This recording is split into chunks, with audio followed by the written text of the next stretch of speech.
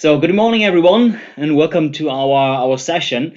Yeah, so as Sujitsa said, what we want to do today is actually introduce you to the firewall troubleshooting course, the 80330, right? And of course, we don't want to do this with wasting your time with some marketing fluff, but instead we want to show you the real thing, right? So let me actually walk you quickly through the agenda of what we're going to cover in our session today. So I'm going to start with actually just giving you a quick overview of the firewall troubleshooting course, kind of the agenda, what can you learn of it, so you can see, if it's really worthwhile for you, right? So, and then we're going to go straight into it. We're going to start with a little teaser at the beginning to warm up, troubleshooting security policy match. That this is something, you as the firewall admin, you set up a security policy and it just doesn't match. It just doesn't match, right? And it absolutely drives you crazy.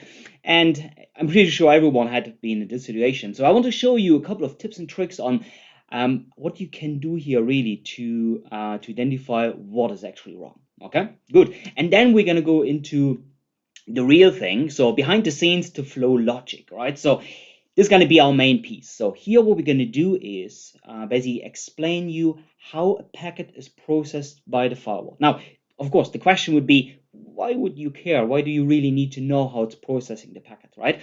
And the reason is very simple, that a lot of the behavior, a lot of the strange things that you are seeing but don't really make sense to you are basically explained in the flow logic. So I'm gonna start with actually showing you, first of all, actually a couple of use cases of things which you might know and things you might wonder why they are like they are, right? So and then you can see, what is this, and then we're gonna really dive knee deep into the flow logic and effectively follow a packet while it goes through the firewall and explain kind of all the different steps, right? So, and then at the end, then we do a questions answer session. So as Sujitsa said, John and Sarah basically are answering your questions live, right? So if you have any questions, put them straight away into the Q&A, right? And then they're also going to leave some questions for the end, which I then can also answer live as well. Okay, so with this, let's get started. So the firewall troubleshooting 80330 course. So what is in this? In this course, in the full instructor-led course, right, what we're going to do is we're going to start off with a tools and resource module, really just kind of to build the scene, talking about some troubleshooting methodologies, some status monitoring, and some tools that we have to troubleshoot, right? So, and then we're going to go into the CLI primer, right? Obviously, most firewall administrators on your day-by-day work, you would work with the web UI, right? For troubleshooting, the CLI is very powerful. Now, this being said, by the way, right, I know many years ago, especially, if you come from a Cisco background, a real proper networking guy who would always work with the CLI, right? Because the web UI, that's kind of something for pussies, right? Now, this has changed big time, right? So with the next generation firewall, it is really to know what is the right tool to use to troubleshoot what kind of an issue, right? And this is also what this course is about, right? Showing you different options to actually troubleshoot the very same problem, right? So that you can see actually what works best for you, right? And again, CLI is very good for a lot of things, right? But then web UI is even better for other stuff, right? So it's not an either or, right? But again, here on this first module, we'll basically go a little bit deeper into CLI operating, so tips and tricks, right? And a couple of really cool things and how to use the CLI. So, and then flow logic, and I marked this one in yellow because that's exactly the module that we're going to go through today, right? So today I'm not just going to talk about some wild stuff. This is actually a real module, and you have received as well the course book, right, with this one module. If you haven't received it yet, then please contact your ATP with whom you have registered, right, because they would have ordered this for you.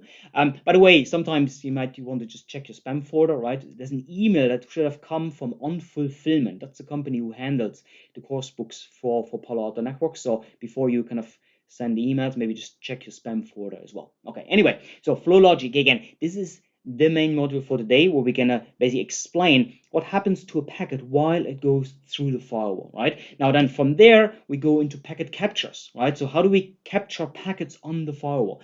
There's some really powerful functions there. You can not only just capture packets, right, but capture packets at different stages of the traffic flow, right? So which can basically tell you, what kind of changes the firewall introduce, what kind of delay the firewall introduce into the traffic flow, right? So again, very, very powerful stuff. So, and then it brings us into the packet diagnostics. So now the packet diagnostics, that's very closely related to the flow logic, right? So again, in the flow logic, we kind of learn what happens to a packet. With packet diagnostics, we learn all of the cool tools, right, that we can use to actually see on the firewall what happens to a packet, right? Again, so today I show you how this all works in theory. With packet diagnostic in the full course, we basically also show you the right tools to use to analyze, what happens to the packet, and what happens, and why the firewall might drop the packet. Okay. Good. So, and then we kind of go into kind of transient traffic. So how to troubleshoot traffic that passes through the firewall. Again, that's very closely related to the packet diagnostics, right? So with this, in this module, we effectively put everything together, right? So flow logic, packet captures, packet diagnostics, and now we go through a real use case and see actually what's going on. Okay. So now, beside all of these traffic flow troubleshooting, we also go into other areas of troubleshooting, right? So system services. Big one here being performance. How do you troubleshoot performance issues on the firewall? Okay. Also system services, daemons, right? What happens to them? Where are their logs? Where I can see if something is wrong with them. Okay. Now, closely related to this as well is the host inbound traffic. So that's traffic that basically goes into the firewall, but the firewall is the endpoint. And a very common example here would be IPsec VPN. Okay, so here we basically one big element there going to be troubleshooting of IPsec VPNs. And I know IPsec VPNs, everyone has them, right? But often, especially when you set up VPNs to other third parties, it's often challenging to get it up and running because every vendor just does it a little bit different, right? And here, the next generation firewall gives you a couple of very powerful tools where you can even tell the other guy what he made wrong in his configuration, where you can really say, okay, what is wrong? Why does the VPN not establish, or why does it maybe drop? Okay, good. And then we go on from here into another topic, SSL decryption, right? So certificate management as well as SSL decryption. Of course, as SSL decryption, in its nature, you're breaking things, right? And you need to, always include exceptions. And SSL decryption, the firewall not always breaks it just because the firewall can't do it proper, but often because certificates are wrong and expired, some values are wrong, and these kind of things. And again, here we kind of cover all of these areas. So, and then a couple of the last modules, user ID, so user identification, right? So kind of the mapping of the user to the IP address. Many things that can go wrong here. We're going to troubleshoot this. Global Protect, so protect remote access VPN, right? It's a big thing, right? Especially these days with everyone working from home, right? So Global Protect is a big one, right? And then the last module, escalations and RMAs, right? Just kind of a couple of words on case management, hardware failures, RMAs, so how to kind of handle returns, right? And things like this. Okay, so again, this is kind of the main course. Now, with the course, you not only get an instructor explaining you everything, but you also get a lab, right? So as part of the course, there's also lab access, means every student has its own unique lab pod, right? Where we access the lab, its own firewall, desktop, right? With internet access. So the lab is kind of really built to kind of mimic a real life network, right?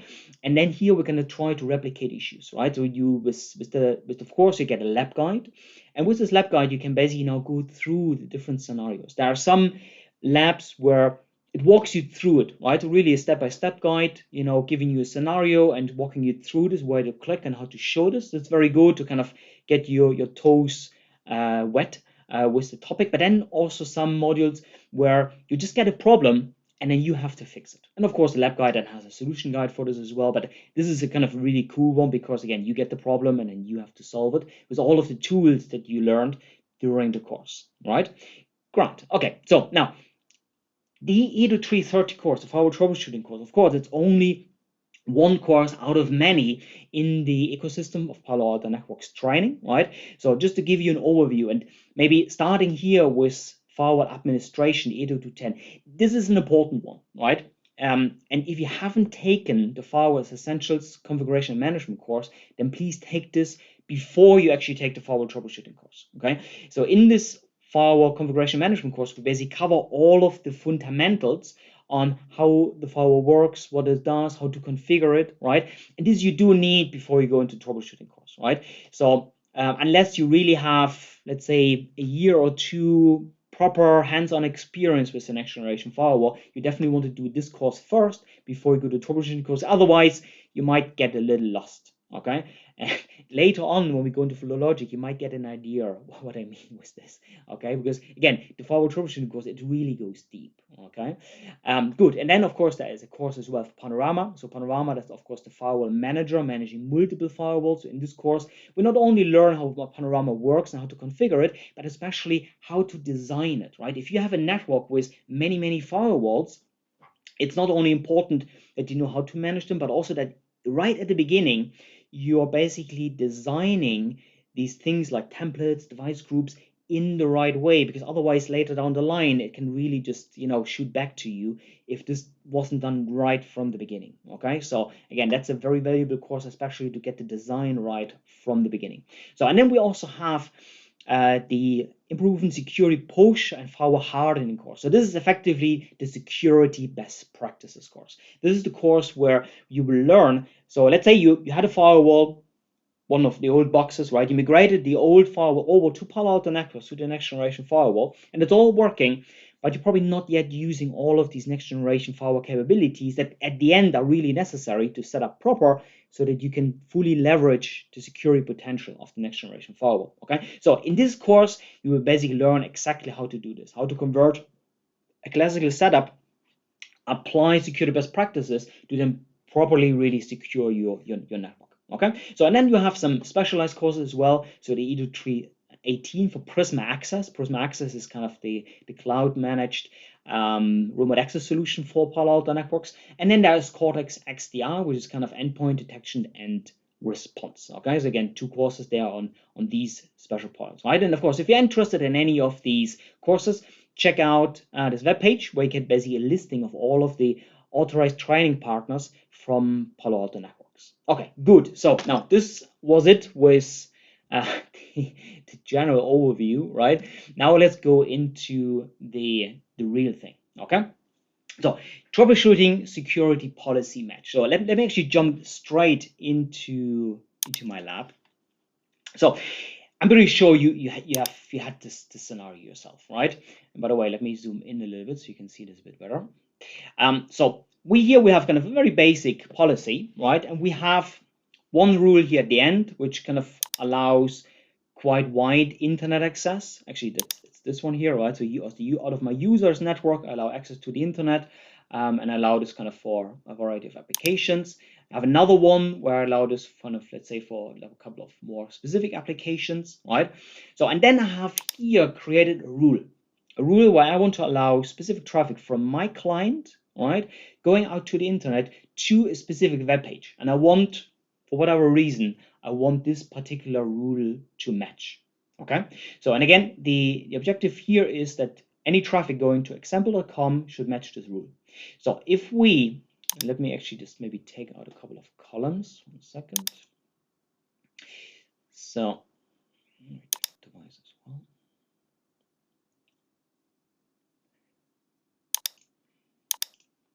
Good.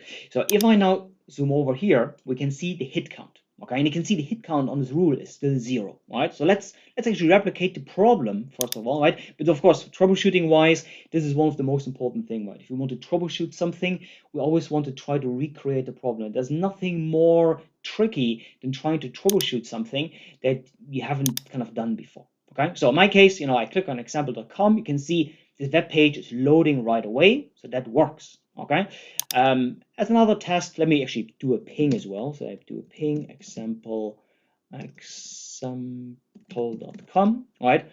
And you should see now in a moment that it starts pinging. Here we go. Okay, and it's pinged. Okay, so this works. Okay, so traffic now should go through my firewall and flow out, right? Right, but if I look at my hit count, then let's reload here very quick. Right, you can see the hit count is still 0. The hit count on the other rules on the other side, they're actually going up. right? So now what's going on, right? Why is my rule not matching? Okay, so of course the very first thing that we want to do is always check our traffic logs, okay? Because the first question would be, is the traffic in fact going over the firewall, right? So, and of course we can check the URL filtering log. In this particular case, I like to use the IP address of the site. So let me just grab the IP. It's just an easier way to filter it. And by the way, just while we're at this, when you're doing something like this, checking your traffic log based on certain traffic, and you check a destination IP, just be aware, right? Of course, a user accesses a URL, right? And with this, its PC is resolving a domain name, and domain name can always resolve into different IPs, right? So in this particular case, it always resolves it to this one IP address. But for instance, if I do an NS lookup to, let's say, www.bbc.com, right? Then we will see that the BBC actually has multiple IP addresses behind their web page, right? So with this, a PC can use any one of these, okay? So just again, a little more of precaution when you check your traffic logs based on IP addresses, that you really want to be sure to pick the right IP, okay? Good, great. Now, so for my case, again, it's a little bit more simple example because I use a site that only has a single IP address. So I go and check this out, right? And I can see, yeah, I can see my web browsing request. I can see my ping, but it's hitting the users to internet rule. Why is that? So now let's actually just open up another tab. And here just a little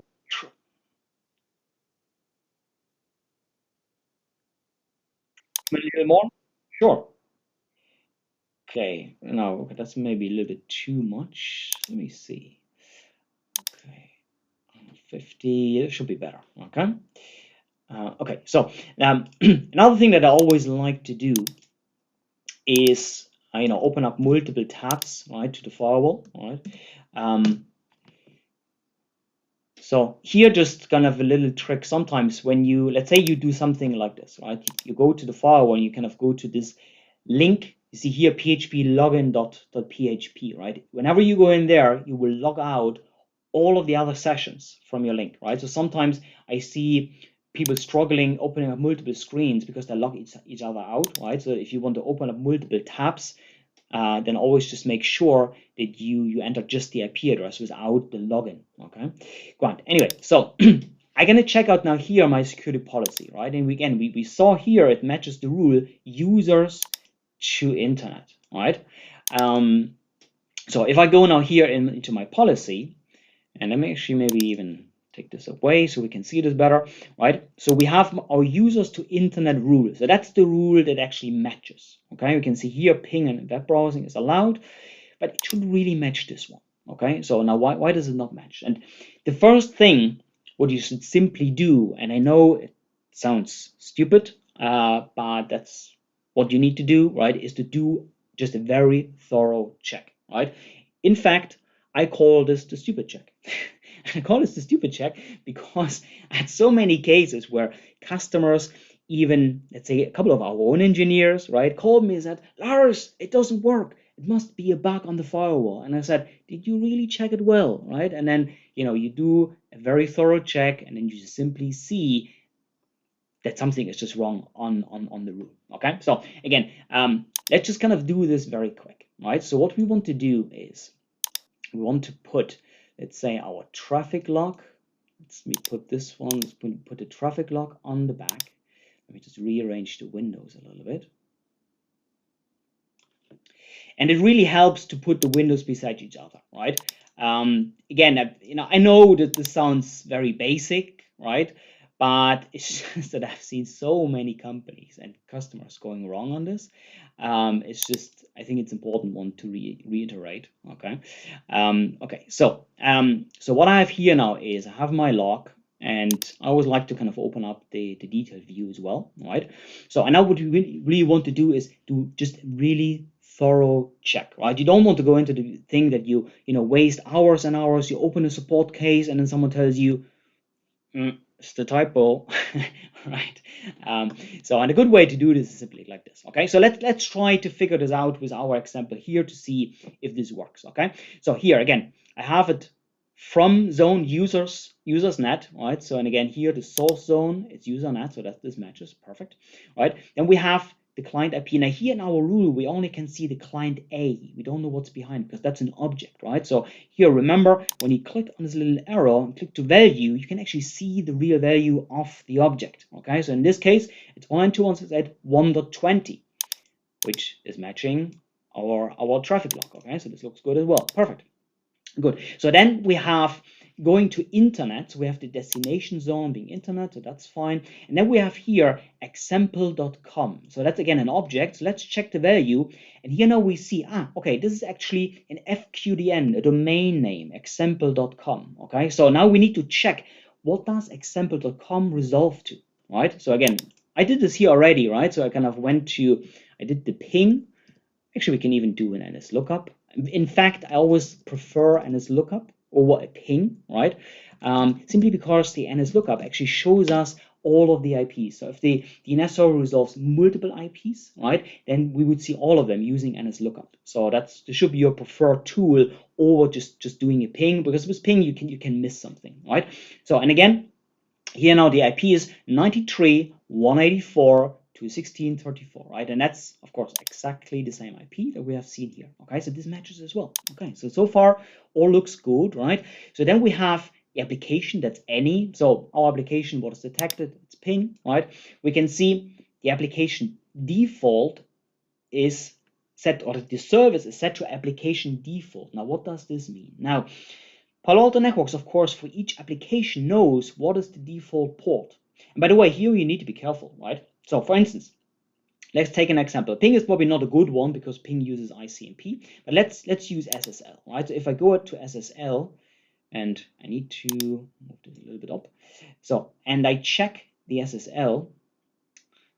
Okay, that's the problem if you increase the window. Okay, here we go, right? So here you can see the standard port, right? So it tells you what is the standard port that this application is allowed on. In this case, SSL uses 443. Now, this is important because, for instance, let's say you have here application any, and it's hitting, it tells you in the logs that the application is in fact SSL, but then it's on port 3000, for instance. In this case, the rule would actually not match, because this rule says that we allow any application, but we allow the applications only on its default port. And that's important because whenever you add a new policy, application default is set per default, right? So let's say you maybe want to create a rule that allows every applications, right? And you leave with this the application set at any, but you don't change the service to any as well, right? Just be aware it wouldn't match unless the application really used the default port, right? If you want to allow any port, then you do need to set the service as well to any, right? So again, that's just a little caveat. But again, also in our particular case, what we have here, what we wanted to troubleshoot, it doesn't really apply because again, our application is ping, with this it's ICMP, and yeah, that's the right service, right? So that's fine as well. Good. Now, of course, I only checked now what I have seen here in my kind of overview, right? One thing that we always want to do is we also do want to kind of check the details of the rule if there's anything else. Okay, so in our case, for instance, source user we didn't check, source device we didn't check, right? But they're all set to any. When we look at destination, everything is set to any. Application any. Service, the URL, this could be another one there, right?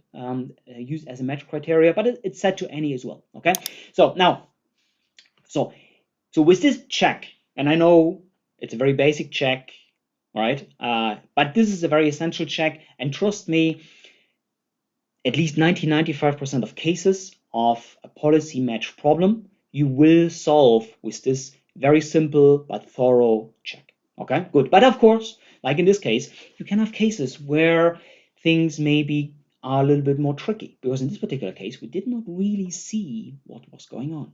Okay, so now here the important thing is what we need to kind of recognize. What I see here, this rule, right? That's the rule that I have, first of all, in my candidate configuration, right? Remember configuration management, right? Whenever we edit our policy, this policy is our candidate configuration is not yet active and running. I could have a very simple problem here that I have not committed my configuration, right? So wouldn't be the first time. Now I did commit my configuration, but this is not my case, right? But we want to be aware that this policy that we see here on the web UI, that's a policy that is shown to the administrator, right? What we really want to do is we want to check the policy that has been installed on the data plane of the firewall. And for this, we can use a command called show running. And by the way, in general, everything show running really relates to the data plane, right? So basically the unit of the firewall which is processing all the data, right? So here we can have show running policy and things like this, right? And what we are interested in is show running security policy, okay? So now here we get a listing of all of the policies, okay? And for instance, as a good example, you see block known bad IPs, right? You can see this actually destination, it's an external dynamic list. So it's a dynamic list, right? But here when we do this particular command, we can actually see the real IP addresses that the firewall puts under the data plane, right? So it gives us more granular details on what's actually done, okay? So now we want to search for our policy. And here, let me show you a little trick. What you see here, this is very similar like the less command in Linux, okay? Now less has a lot of kind of functionality that helps you for searching, go next, up and down, right? So I want to show you some basic, right? So if you with the arrow down and arrow up keys, you want to kind of go up and down, right? Important, do not use kind of the bar here from your SSH window, right? That's not what you want to do. What you want to do is really just use the arrow up and arrow down keys. So, and of course, if you have a big policy, you need to be able to search. Now, search you do with a forward slash, okay? Forward slash, you do a forward search, okay? And I want to search for my rule name, which is example.com, okay? So I just search for example.com, right? So in here we go, we have the rule, okay? So now let's have a look at this.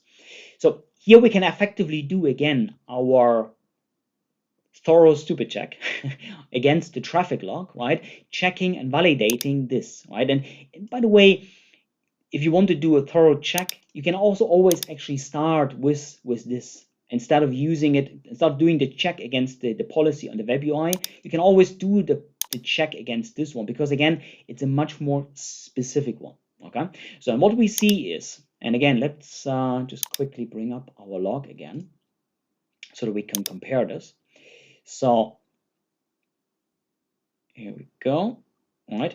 So again, we can from usernet, right? So again, that's the source zone, usernet, that's fine, right? We have the source IP address, 1.20, that's fine as well, right? We then see source region none, so that's anything, to internet zone, yeah, that's matching. But now here, that's interesting, destination 0.0.0. Now remember, in our rule, we had our FQDN, right? And the FQDN should really resolve to that IP address. But on our data plane, it actually says, no, it's 0.0.0, right? So clearly there must be a problem with the resolution, okay? So now we have an indicator where we can actually troubleshoot this, okay? So, and for instance, checking FQDNs, right? That's also kind of a nice command,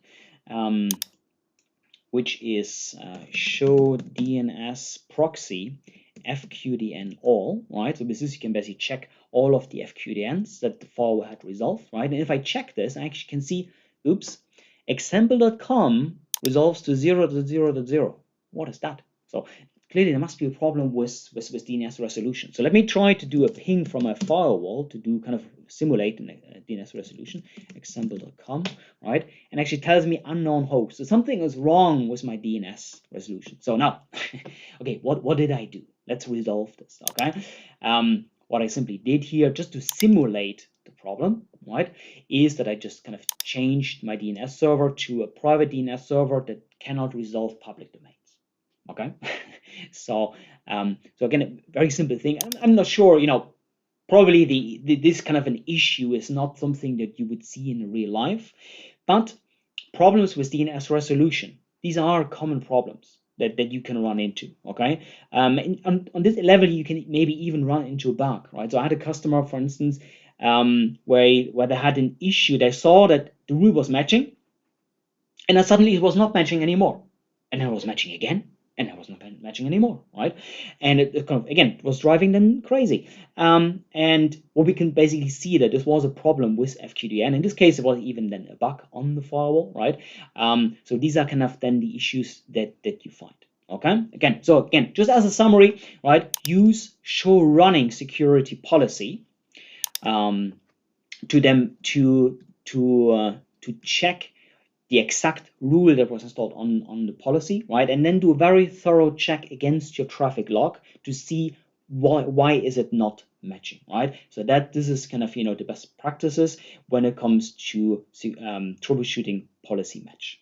Okay, good. Okay, Grant. So again, this was now a little warm up for us, right? On the first module. So now let's actually go into our flow logic.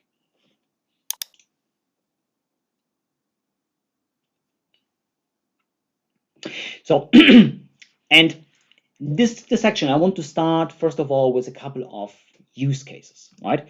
So, what are reasons, right, why this would be important for us, okay? And to be honest, the number one reason would be so that we can recognize what could be a reason why the firewall drops a packet without showing anything in the traffic logs, okay?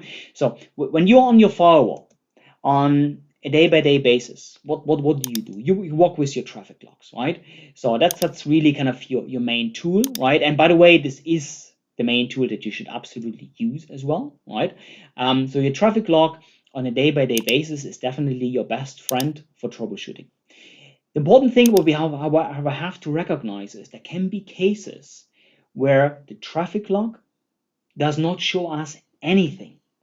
There can even be cases where the traffic log shows us that there is a packet and it kind of looks okay because the firewall allows it, but the firewall is still dropping the packet.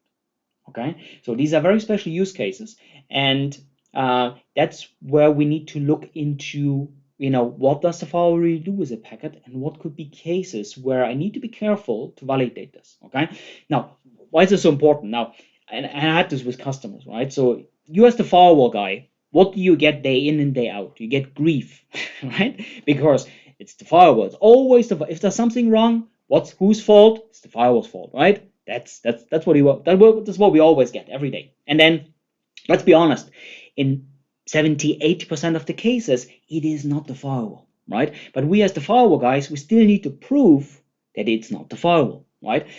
And unfortunately with this, it's very easy to come into a situation where someone says, oh, it must be the firewall, and you look into your logs, the firewall says it allows the traffic, and you just say back to the guys, listen lads, it's not the firewall, it's not the firewall, right?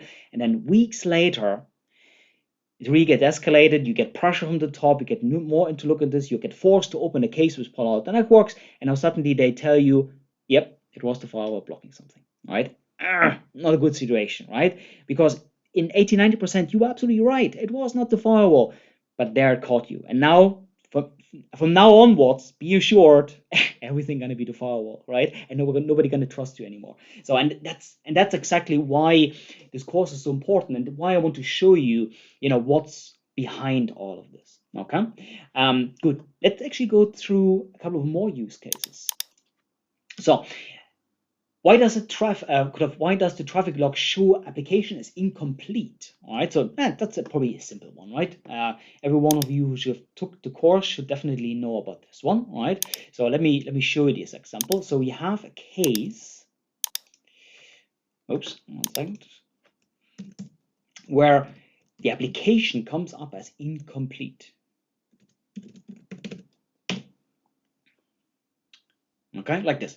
So, and what does it mean? Why incomplete? Okay, so that's an answer. That's a kind of something that we want to answer, right? Other example will be not applicable, right? Very similar here, right? We have again our logs, right? And then here the application comes up as not applicable, right? So again, everyone who already went to the fundamentals course would know the answer. Applicable.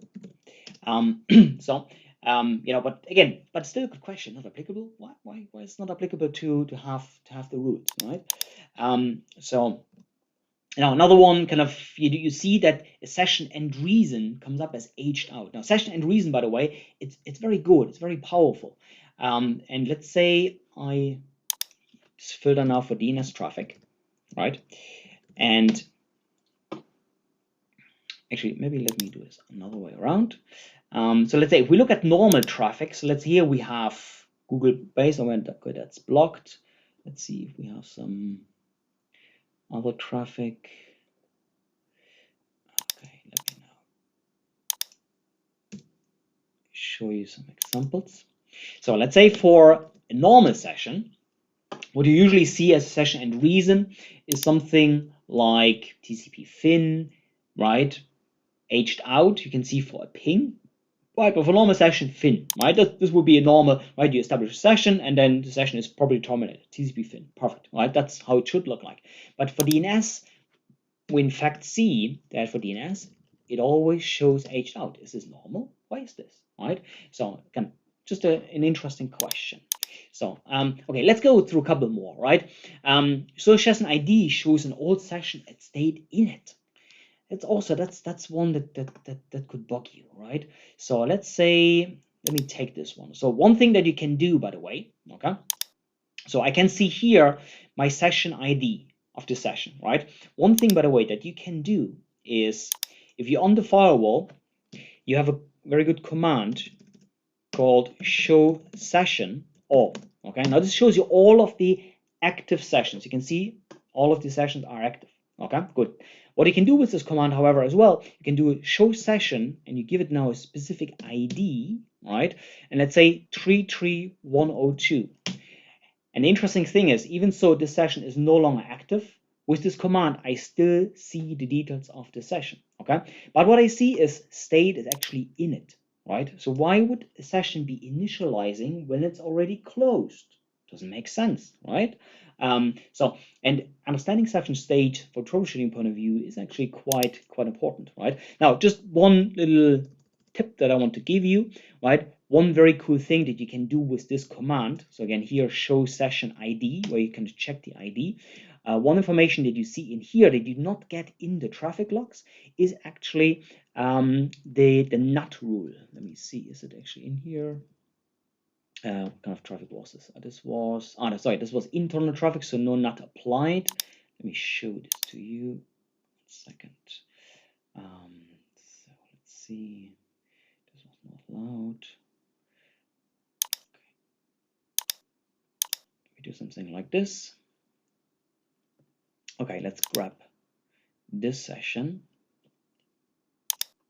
Good. So now let's do session ID 33507, right? So, and here what we can see now is the NUT rule. Okay, so that's very helpful. Sometimes when you want to troubleshoot NUT, right, the traffic log does not show you the NUT rule, right? It only shows you the security policy that matched, but not the NUT policy that matched, right? And just a little tip, right? With this command, you can actually see also your NUT rule. Okay, so just a little tip at the side. Okay, good. What other use cases do we have? So why do some sessions come up with session ID of 0, right? So let me show you this one. So if I go in here, so you can see every session should have a session ID, right? So, but nevertheless, there are some weird sessions. And let me just filter for the session ID.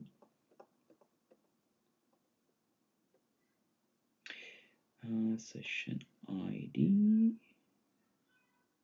no, source, here, session ID, equals 0 at apply. Okay, so okay, so I can see the session ID is 0. Why would the session ID be 0? That's weird, right? Now you could say, yeah, because the traffic is denied.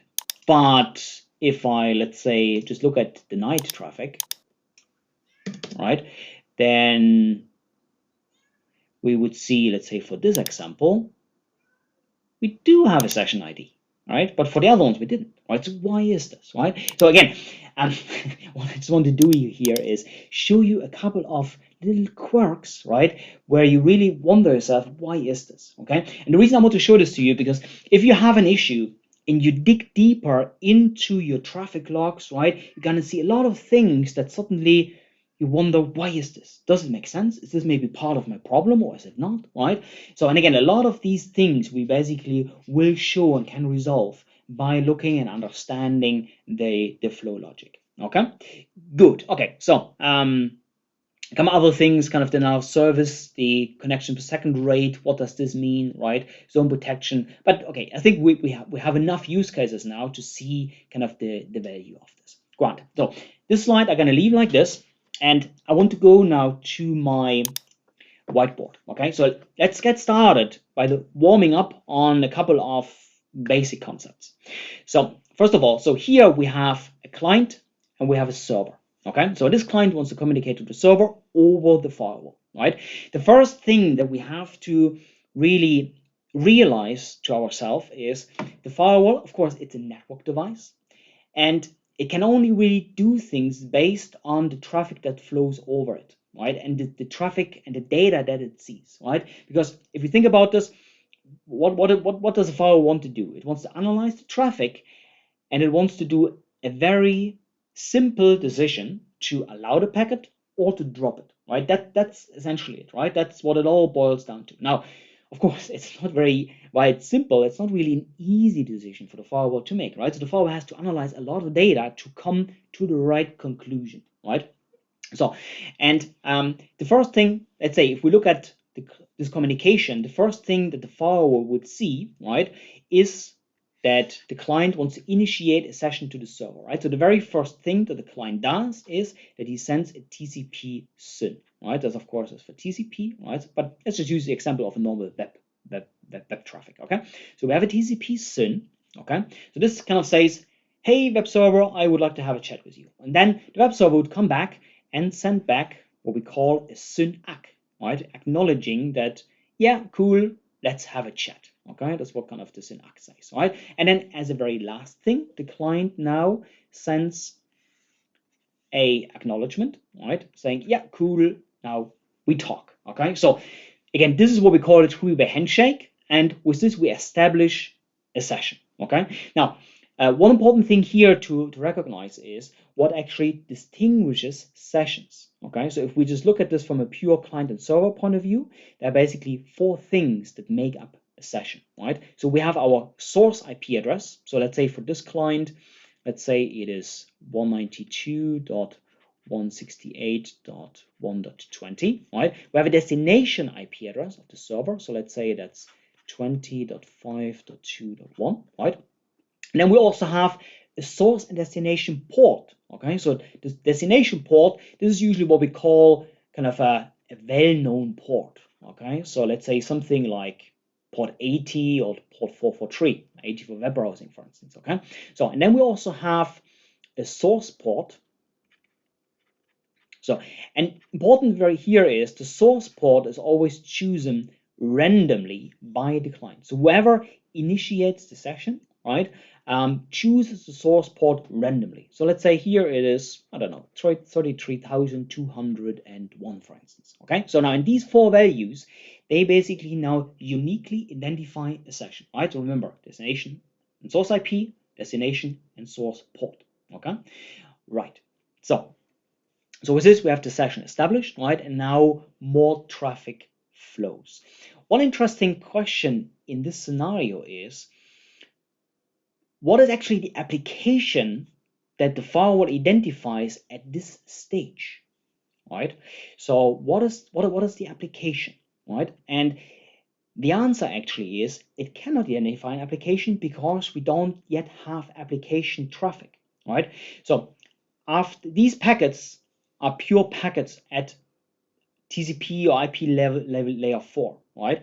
They do not include any application details, and with this we cannot identify the application. So only, let's say, at a later stage, let's say here the client now sends something like a HTTP GET to retrieve a web page, for instance. Okay, so now this HTTP GET, this would now include some real traffic, right? Some real application data based on which the firewall can identify the traffic, right? And let me actually show you this, because from a troubleshooting point of view, this is really essential, right? That we realize that the firewall really can only handle the traffic and make decisions based on the data that it sees in the packets. Because very often we run into problems and we think, it's a firewall problem. And yes, the firewall has a problem here, but often it is because the firewall simply doesn't have more details. It doesn't have any data to make any other decision. Okay, so again, let me show you this here very quick. So let me open up my packet capture, and let me capture on this interface. And now let me just browse to a web page. So let's actually use again our example.com, because it's a simple one. Maybe close this one and go there again. Okay, good. So, and again, the IP address of it was that one here. Let me just grab this very quick. Okay, stop. So let's now filter for this IP address like this. So unfortunately here, I know it is a little bit small. Unfortunately here I cannot zoom in. Wireshark doesn't allow this to us, so I hope you can still see this. Good. So what do we see here now? So exactly like I told you, right? The very first packet is a TCP SYN. After this, actually here, sorry, there was another one. So you can see, actually, you can see now here two different sessions, right? So one where it's trying but somehow didn't work, right? And then we have another one with a different source port, okay?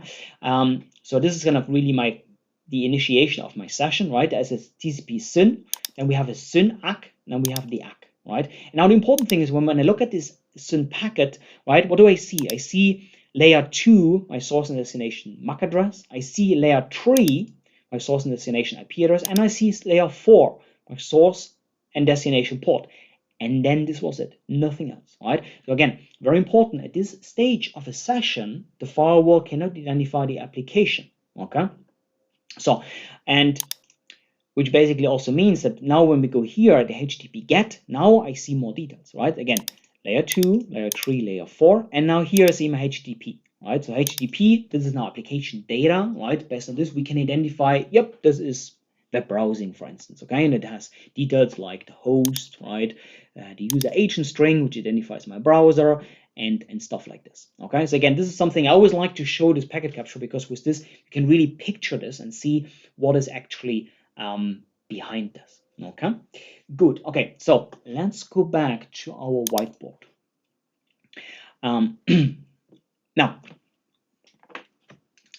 when we look at this now, right, and beforehand, remember there was one thing that we said, that a session could have come up as incomplete, okay? With incomplete in this particular case, the firewall actually means that a session is basically a session is incomplete, okay? So for instance, at any moment in time here, so let's say from this first to the second packet, right, here we can have as a reason incomplete.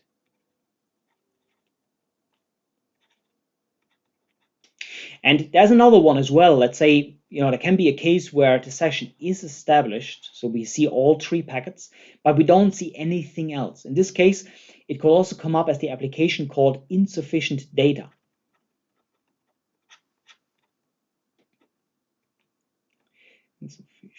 Oh, sorry, I'm a little bit too high on my whiteboard. Let me try to move down a bit. Okay, insufficient.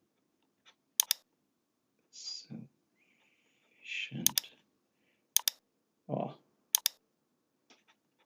there. Okay, good. So, and then only at a later stage we can now identify really an application. Okay, so let's say at this stage here we say, okay, yep, this is web browsing. Okay. Good.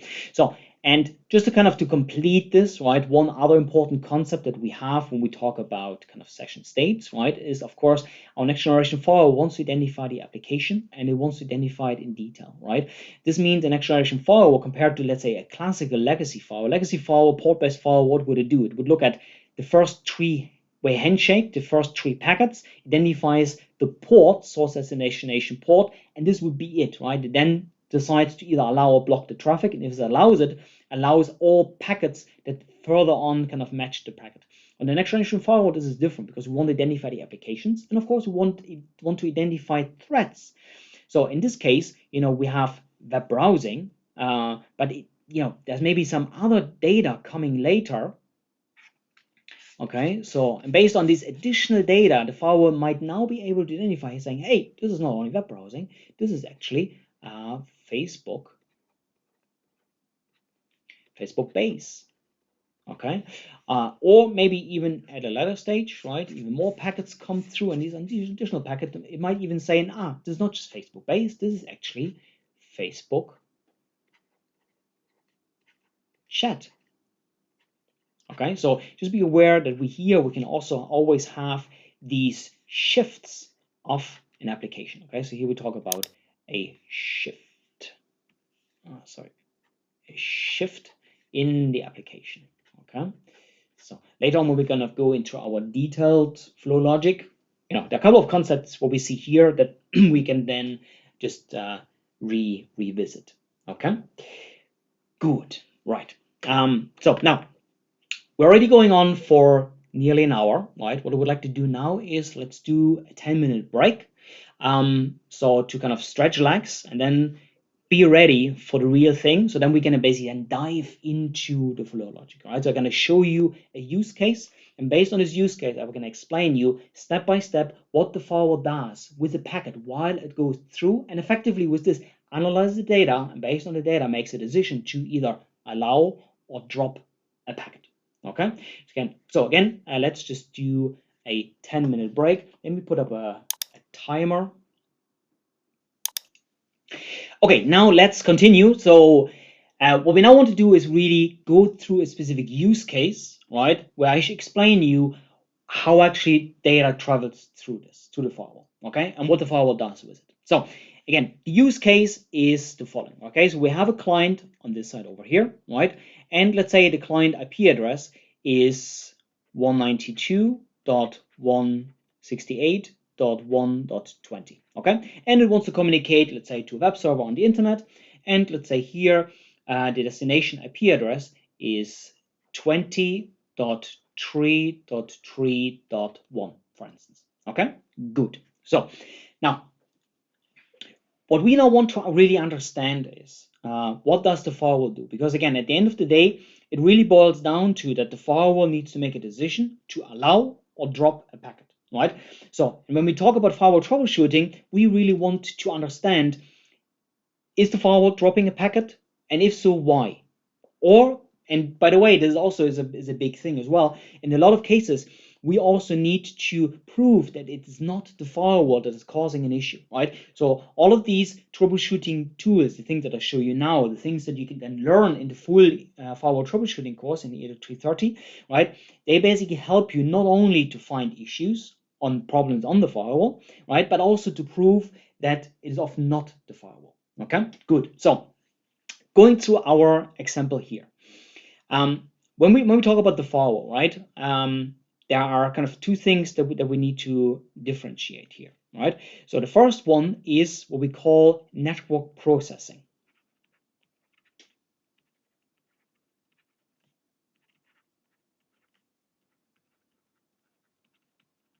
Okay, so network processing. Besides network processing,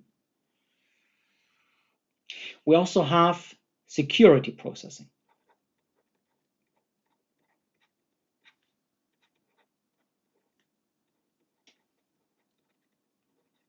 Okay, and of course this makes sense, right? So the firewall at the end of the day is a network device. Okay, so sorry, it's a security device, right? It wants to secure the traffic, and the way it does this is that the firewall effectively injects itself into the traffic flow, right, in order to see traffic, to analyze it, and with this also then to be able to block traffic in the traffic flow, right? And of course, in order to be in the traffic flow, it has to process network traffic. So with this, also need to do some networking. Okay, so these are kind of the two important things that we look at. So when we look at network processing, there are a couple of kind of main areas that we need to consider, right? So of course here we have, let's say, our interface, and let's just say here this is a layer 3 interface. Okay, so remember, always an interface is always allocated to a zone. So let's say here our layer 3 interface, that's our office zone.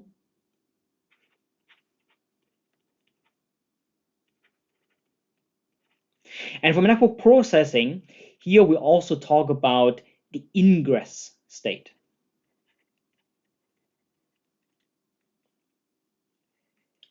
And of course, if there's an ingress, there must be an egress, right? So of course, on the other side, we effectively have the same thing, right? We have a layer 3 interface. So let's say maybe even here, this interface, it's Ethernet 1.2, right? On the other side, we have Ethernet 1.1, right? So, and this Ethernet interface is also of type layer 3 in this particular example, right? Of course, it's allocated to a zone as well. So in this case, it would be the internet zone.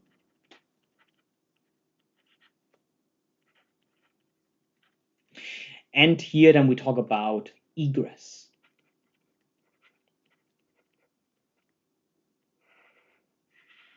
Okay, good.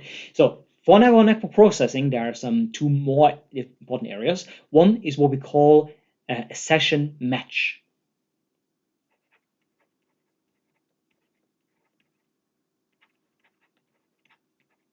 Right, and the idea behind this one is very simple, right? If a packet comes into the firewall, right, we want to allocate a packet always to a session, right, so that we can basically group all packets to a session to identify what is the application threats, right? So the firewall would always group packets to a session, and for this we want to do the session match, right? So and then we have another function, what we call the slow path.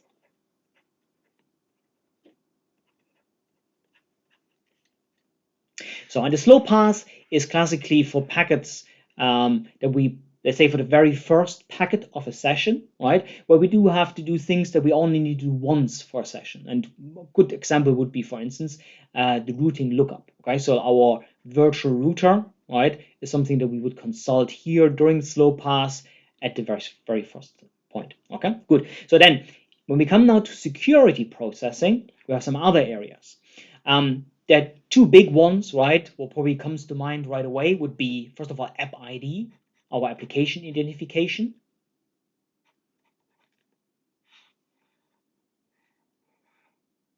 So, and then the second one, of course, would be content ID for all of the security identification, like antivirus, anti-spyware, URL filtering, etc. Okay, content ID, right? So, but then as part of security processing, there's also another one that is very crucial, which we call fast path. And fast path, think of it really like a little session manager that kind of decides where traffic goes through. Okay, so this is, let's say, our main construct. Okay, and now we want to go through an example to see how does a packet walk through these and what are the different functions actually doing. Right. So again, the use case that we now have is we want this client to communicate out to the server, right? So what does he do? Like I showed you before, the very first thing that he does is he sends a TCP SYN. Okay, so we have here our packets reaching the firewall, and this will be now just a TCP SYN. So the first thing that happens with the packet is that it basically comes into the firewall here. Okay, so and with this, the firewall basically now starts to collect data about the session. Okay, so and down here I've kind of put in the different areas that are kind of interesting for us. Give me a second. So these are kind of, let's say, the main data based on which the firewall decides to allow or block a packet. Okay, so and what we effectively need to do is we need to fill these data, right, to kind of see what is there behind, right? And again, if a packet comes in, the very first thing that we now know, okay, this packet entered the firewall on this interface. So with this, we know what is the ingress interface. So in this particular case, it would be Ethernet 1.2. Okay, so and this is now important, right? An interface is always allocated to a zone. right? And this is how we determine the source zone, right? It's always based on the mapping of the interface to the zone, right? Remember, if you can do the configuration on your firewall, you configure an interface, you say, for instance, type layer 3, and then what you choose is, you choose then always the zone, right? So the zone allocation to a session is always made based on the interface, okay? The interface here, right? So this means now here source zone, we now can put in as well, this will be office.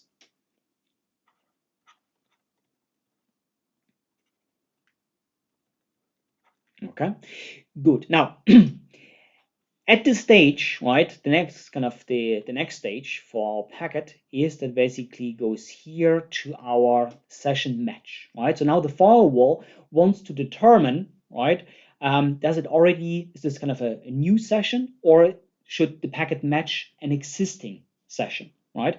So in this case, what it needs to do, right, it needs to process the layer 3 and layer 4 headers of the packet, right? Remember earlier what I told you, right? If the firewall does this, basically a session is always uniquely identified based on the source and destination IP, right? So source IP in this case would be 192.168.1.20, right? And destination IP going to be that one, right? So that's going to be 20.3.3.1, okay? So, and we also then want to choose the source and destination port, okay? So let's say here, destination port, we have the web traffic. So let's say our destination port is port 80. And again, remember the source port is always uniquely chosen by the client. So that's kind of a random number. So let's say that's 33,405, okay? Good. So now, the important thing is the firewall does the session match not only based on these 4 values. On the firewall, we have something what we call the 6 tuple. Okay, so it is still the source and destination IP address. It is, of course, the source and destination port, but in addition, it is also the IP protocol, right? In this case, it is TCP. Okay, so TCP, that's kind of IP protocol number 6, right? And it is as well the source zone. Okay, so remember our 6 tuple based on which the firewall identifies a session. It is always source zone, IP protocol, source and destination IP, and source and destination port. Okay, that's very important, right? If we have packets not matching a particular session, right, because of some strange traffic, for instance, right? So let's say, for instance, one example, okay? Let's say you have 2 interfaces. Imagine just here's another interface. I'm not going to draw this now, not to mess up my whiteboard, but let's imagine there's a second interface now. And there's some weird traffic stuff going on in the internal network that sometimes a packet enters the firewall on this interface, and then sometimes it enters the firewall on this other interface. Okay, but now this other interface is, let's say, allocated to source zone office 2, and let's say that's just office, right? So now it's a different source zone, right? And with this, the session would no longer match. Okay, so that's why it is so important to know about the 6 tuple, right? So that when you compare this, that you not only look at source destination IP and port, but also at the source zone and the IP protocol. I mean, the IP protocol is something that probably would not change, and usually the source zone should also never change, right? But it can happen if there's some weird stuff going on within the network. Okay, good, right? So now the next stage of our packet, right, is that it here goes into slow path. Okay, so what happened now at session match? We determined, okay, it's a TCP SYN. We know that the TCP SYN is always the very first packet of a session, right? And if we don't have a match of an existing session, then we say, okay, good. Then we basically create a new session, and for every new session, right, the very first packet will go through slow path.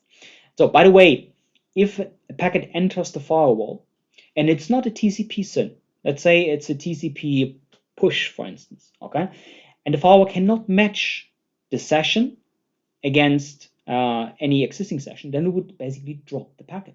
Okay, good. So, and again, in our case, it's a TCP SYN. It goes here to slow path, right? And one of the main functions of slow path is that it will do a routing lookup. Okay, so what it will do is it will basically check the destination IP address 2.3.3.1 against the routing table.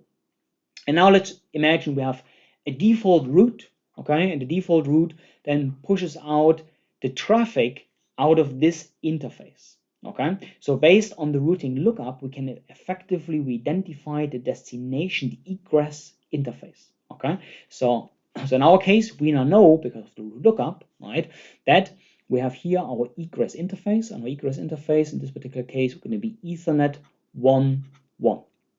Okay, good. Now, remember, based on our interface, we also determine the zone, right? Because this interface is allocated to a unique zone, which is internet. So with this, we not only know the destination interface, we also know the destination zone. And of course, this is very important because remember, in your security policy, you're not defining source and destination interfaces. You're defining source and destination zones, right? So now here we know, okay, destination zone is internet. Okay, like this. Very good. Perfect. So now another thing happens that's very important. Okay, so here at slow path, what the firewall now does is it does a first match against the security policy.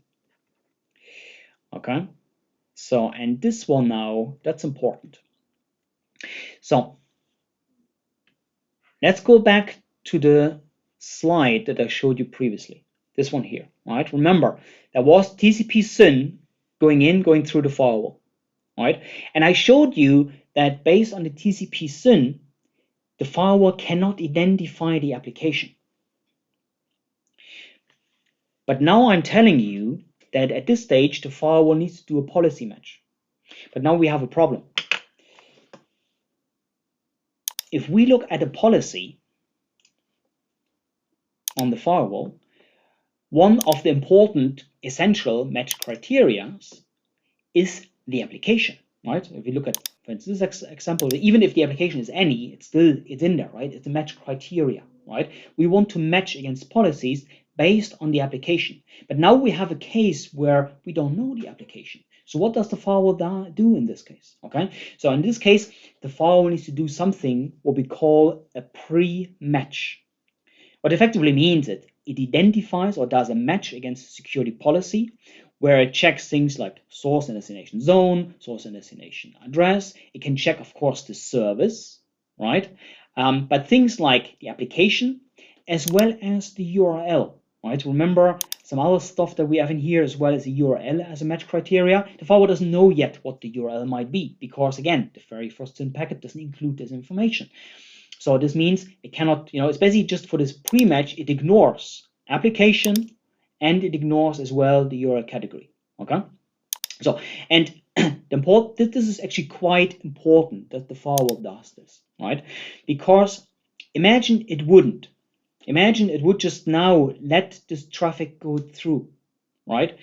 Then, let's say we have a policy where we want to allow Facebook.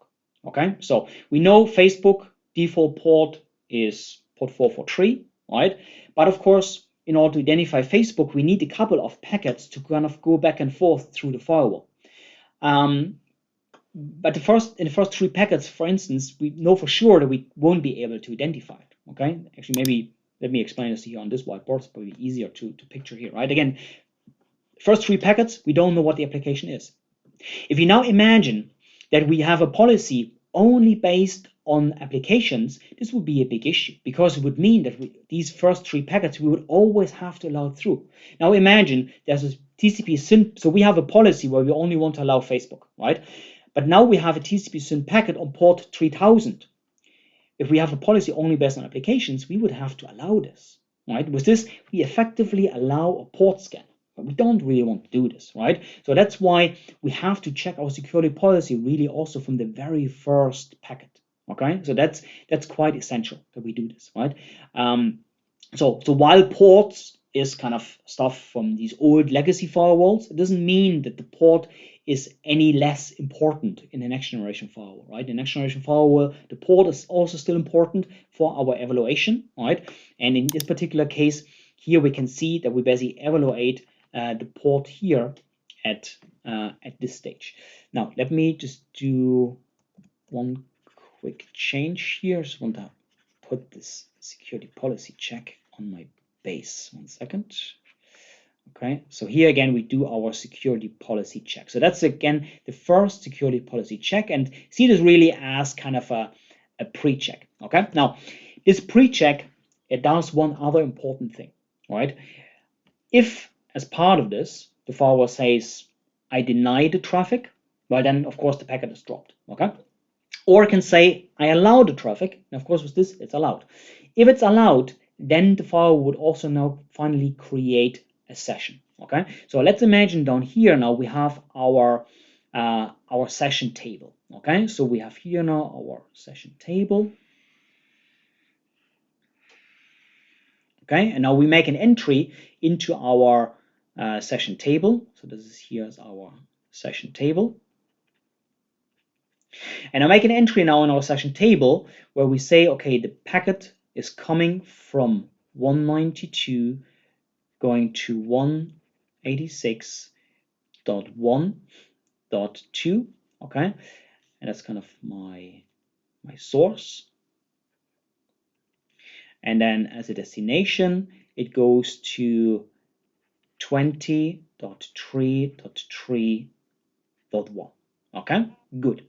So so that's important, right? And now we also allocate kind of a session ID. So let's say here now we say, okay, this is session 2305. Okay, so this is our kind of our session ID. Okay, for this session. Good. Now with this, by the way, we can now already answer a couple of the questions that we had in our list. Okay, and that's quite important. So when we go to our very first one, what are reasons that the firewall drops a packet without showing anything in the traffic logs? So here now what we need to imagine is, or what not imagine, what we need to realize is only once a packet hits the security policy, only then the firewall puts something into the traffic log. That's very important to remember, right? Because once we remember this, we now know all of the reasons that the firewall might block packets without that we see anything in the traffic logs. Okay, so let's go through a couple of these examples. So here again, the packet came into the firewall on the interface. The firewall now, the first thing what it does basic checks of the packet, integrity of the packet, check some validation, stuff like this, right? So if the packet now here already shows some corruptions, invalid checksum for instance, it would be dropped, and important, it would be silently dropped. We wouldn't see anything. Okay, so then the next thing is our session match. Imagine again, the packet comes in, it's not a TCP SYN, it's like a TCP push, like I said before, right? And the firewall cannot match this packet to an existing session. Then the firewall says, hey, this is not a TCP SYN, this is not the first packet in the session, I don't know the session, so with this I'm not going to allow this packet, I can drop this packet. And again, the packet is dropped silently. Nothing, no word said, nothing in the traffic logs. Okay, so and then the next step here is our virtual router. So the firewall does a routing lookup, and with the routing lookup, it determines where to send the traffic to. Now, in this particular case, we had a default route, and the default route basically pointed this IP address then to this egress interface Ethernet 1.1. Okay, imagine there is a problem in the routing table. For instance, there is no default route. And now the firewall does a routing lookup, but it doesn't find a match in the routing table. But for instance, because it's done with default route, right? Then in this case, it would also drop the packets without that you see anything in your traffic log. And by the way, routing problems are probably by far the #1 problem why you would have something like this. Okay, so that there's a unique kind of a session not matching, that's rather rare, right? This would only really happen if you have some really weird stuff going on in your network. Okay, and also things like checksum problems are rare, right? So then you would probably see problems throughout your network somewhere else as well. But routing problems, right? So that something is wrong in the routing table on the firewall. This is often one of the kind of the big reasons why traffic is actually blocked by the firewall and does not show up in the traffic log. Okay, so that's an important one to remember. Okay, good. Now let's move on from here. So again, we went to slow pass, and after slow pass, we get into fast pass. Okay, now fast pass, again, see fast pass a little bit as a kind of a session manager. Okay, so a packet always goes to fast pass, right? So, and fast pass basically decides if it sends it to app ID and content ID, right? So, and in this particular case, again, it's the first TCP/SYN packet, it doesn't have any application details. FastPass knows this, right? And then it says, okay, good, no application data, no point of wasting any resources putting this through signature match on app ID because I know there is no application data. So in this case, it would just basically straight away send it on and kind of egress it out here of the interface. Okay, good. Now, if we look again back to our details, actually one important thing that we forgot to enter here was the session ID, right? So again, once we hit the policy and the policy is allowing the traffic, then we will basically allocate a session, right? And again, here the session ID we determined as 2305. Okay, good. Now, with this very first example, we can also now answer a couple of more questions that we actually had on our list. Okay, so when we look on our list, so what are reasons why a packet is dropped by the firewall? So we answered already that one. Okay, let me mark it green.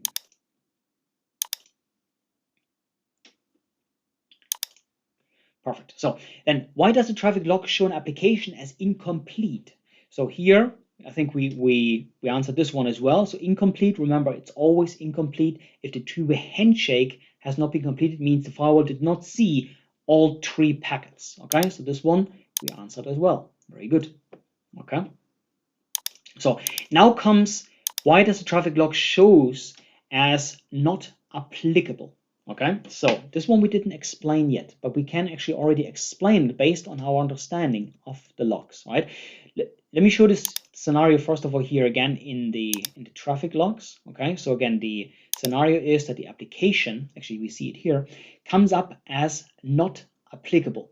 Okay, now one thing that you can see what all not applicable packets have in common is that the action is always deny. Okay, so and what it effectively means, it means that it is not applicable to identify the application, right? So when we look back to our flow logic, what it basically means is that a packet was always dropped based on the initial pre-check, right? So basically the packet didn't even reach app ID yet. App ID was not, the application was not identified because the packet was already dropped based on the very first initial packet. Okay, what it really tells you is that okay, when you check your security policy of why is it dropped, why did it not match an allow rule, right? Then you always need to look at the port number, right? Because you know now that app ID as well as URL filtering as a match criteria is ignored at this stage. Okay, so again, gives you a lot of details now what this actually means as not applicable. Okay, good. Okay, so let's mark this one green as well. So then so this one we leave for later. This one I would like to answer as well. Why do some sessions show a session ID of 0? Okay, so that's one that we can answer actually now as well. And the reason is again here based on the pre-match. Okay, remember what I told you. Only if the pre-match security policy evaluation allows the traffic, only then we create a session and put a session ID in there as 2305. Okay, so and if on the other side the pre-check says no, I dropped the packet, well then we didn't create a session. With this we don't have a session ID, and with this the session ID actually comes up as 0. Okay, so again, let me show you the example here.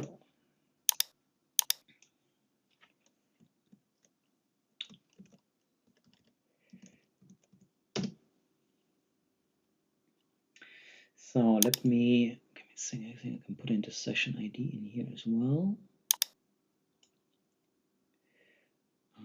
Session ID, very good. Okay, so we can see now here we have a session ID of 0 because this was actually port 123, so most likely NTP, right? Some NTP packets, and the very first packet was basically dropped with session ID was 0. We have another example here, YouTube base, okay? But here we do have a session ID, and this was denied as well, right? But here we can see a big difference, and you can see this here based on the type. Here we have a deny, here we have a drop, okay? So this was the very first packet, it was dropped. This one, it was denied, okay? What does it mean? Here, if you look at the session details, is here we already had some packets going back and forth, right? And then the session was basically dropped based on the application, right? So if we go back to our whiteboard, right, what we really want to say here is that, let's say it's this kind of a stage here, right, the packet was actually dropped. Okay, so that's kind of the big difference. When the packet is dropped the very first one, session ID going to be 0. When it's dropped later, then it's here. So what can you read out of this? You now know, okay, good. Then if we have a session ID, then this means the first packets went through, and then the most logical reason is that the packet was actually dropped based on the application that was identified by the firewall, right? So again, knowing these, you can already see, gives you a lot of insights on why things are like they are, and you get much better idea of kind of conclusive why things happen. Okay, good. Now we're not finished yet. What we now want to do is, so we have now, so our first TCP SYN went through, okay? So now the reply gonna come back. So now we have our server, and our server is now sending a response, okay? So he's sending a response in here, okay? So and that's now our SYN ACK.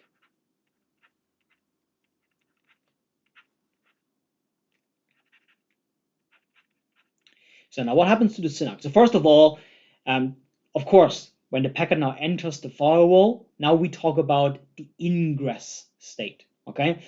I'm just going to leave this here at egress on the whiteboard just to not mess up the whiteboard too much, right? But of course, right, when the packet comes in, the session state, what it has now is the ingress state, right? So of course, this is a response, but the response packet now still goes through the ingress state on the packet, right? So on each interface, we can always have, ingress and egress, depending, of course, if a packet comes in or goes out. Okay, in this case, it comes in, so that's now ingress. Okay, so now from ingress, the first thing we're going to do is we're going to do a session match. Okay, now here comes an interesting thing. If we look at these packets, okay, if we look at the source IP address of this packet, what is it? It is 20.3.3.1. Okay, so and what's the destination? The destination is 192.168.1.20. And just as a comment, some of you might wonder, what about NAT? For this particular example, I just simplify it. We're going to leave out NAT, okay? Because otherwise it would go way too complex, and then we would just lose too many people, okay? So again, so in this case, right, we have another source destination base. Now here, look at our session match, right? We said before, remember, 6 tuple, source zone, destination, source destination IP, source destination port, and IP protocol number, right? So now if we look at these things, now of course the source zone wouldn't match now, right? Because that's now zone internet. Okay. Source destination IP, kind of the other way around, they wouldn't match neither. IP protocol, yeah, the IP protocol would match. The source destination port, they wouldn't match neither, right? Because now, of course, the packet comes from, let's say, the source port. The source port here, in this case, would be 33405, right? Sorry, no, actually the other way around. Sure. So on the return packet, the source port would be now port 80, okay, and the destination port would be actually 33405. Okay, so and of course this is now, this is return traffic, and that's something that the firewall needs to be able to handle, right? So when you think back of kind of the old legacy port-based firewalls, there was this concept of a stateful firewall. Now, the next generation firewall, having all of the next generation firewall capabilities, it is of course still a stateful firewall. What does it mean? It basically means that in our security policy, we only kind of define policies based on the initiation, source, destination, right? And all of the returning traffic would already be automatically be allowed and matched. Okay. Now, let me show this to you in the session table. So when we go back to our lab, and here we now have this example of a session table. Here we have a very important concept that comes in. Okay. You can see for each session, so here we have our session ID, we have actually two flows. A flow called C to S, so client to server, and we have a second flow, S to C, so server to client. So again, client to server, kind of the source IP to destination IP, right? And then when we look at source, kind of the server to client, this is then actually the returning traffic. So you can see it basically turns around the ports, it turns around the IP addresses. Of course, in this particular case, now, of course, we have NAT applied. So with this, it's a little bit more complex, right? Because now the destination IP is really the source NAT IP address. Okay. Actually, I think we previously had a non-NAT example. Yeah, let me show you this one. I think that's an easier one, okay, to understand.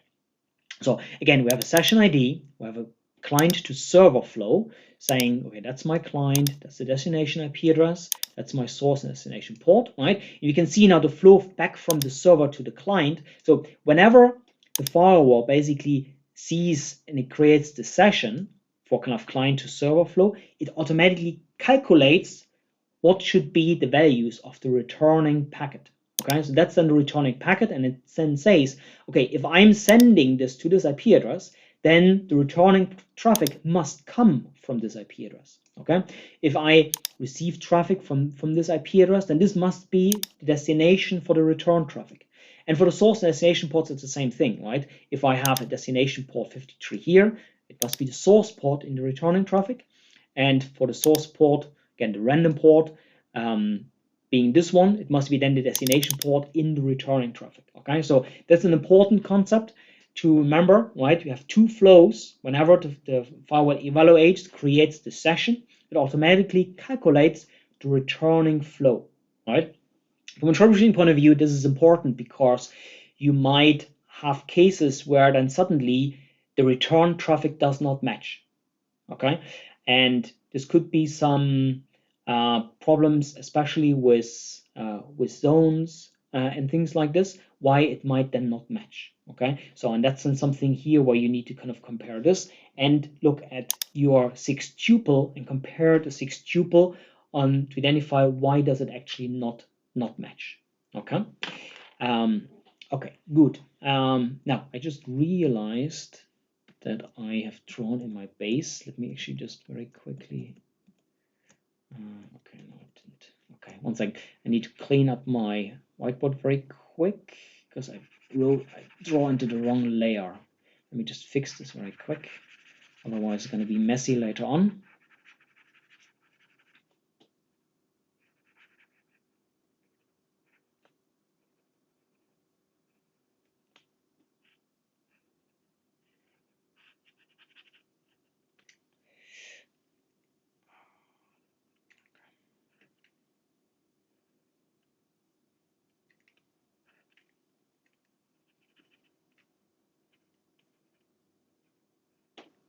Okay, good.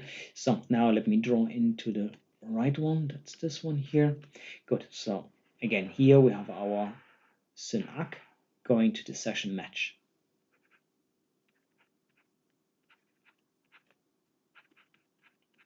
Okay, good. So for our particular case, we have now the session match, and now we're basically matching an existing session. Very good. Okay, so this means an existing session. We're not going to go through slow path now, right? So this means we're now actually going to go straight into fast path. Okay, so we go into fast path. So fast path now checks again. It checks the packet and it sees, okay, this is synac. I know there is no application data. I'm going to ignore app ID and content ID. I just let the packet basically pass through, and effectively with this, it just egresses out over here. Very good. Okay, so that's my synac. Very good, perfect.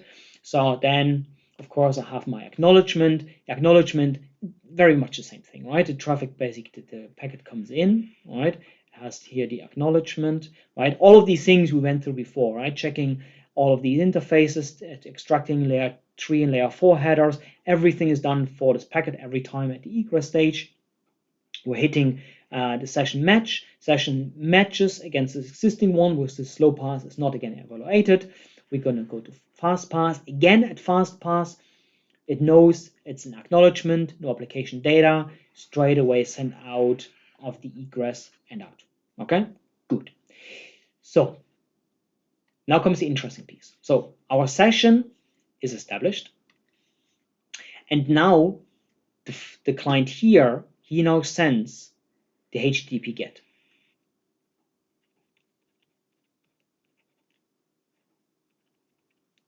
Okay, so we have an HTTP GET. So, and again, remember from the packet capture, our HTTP GET, that's now the very first packet that in fact has application data. So based on this now, we can actually identify what is the application. Okay, good. So what now happens to this one? The first things are again the same, right? So it goes to the session match, right? Session match checks the 6th tuple, right, against our session table. It matches an existing session table, right? And now the packet goes into fast pass. Okay, so fast pass now sees, okay, now we have an HTTP GET. Now we have the first packet in the session that it doesn't actually say, oh, there's a HTTP GET. Fast pass just sees that there is now application data. Okay, so fast pass cannot identify applications, but it's intelligent enough to kind of know if there's an application or if there was also a change in an application. Okay, so with this, fast pass now triggers app ID. It says, okay, good, there's some application data. I'm now going to send you into app ID. And what happens now in app ID is that here we have now our signature match. Okay, so as part of app ID, we have a lot of signatures, right? And now basically the traffic, the packet is run against signature match. And as part of the signature match, looking at, again, the network traffic, right? I see HTTP header and stuff. Now the session is identified as an application, right? And in this case, let's say the application is identified as web browsing. So now we get additional data here. We have web browsing.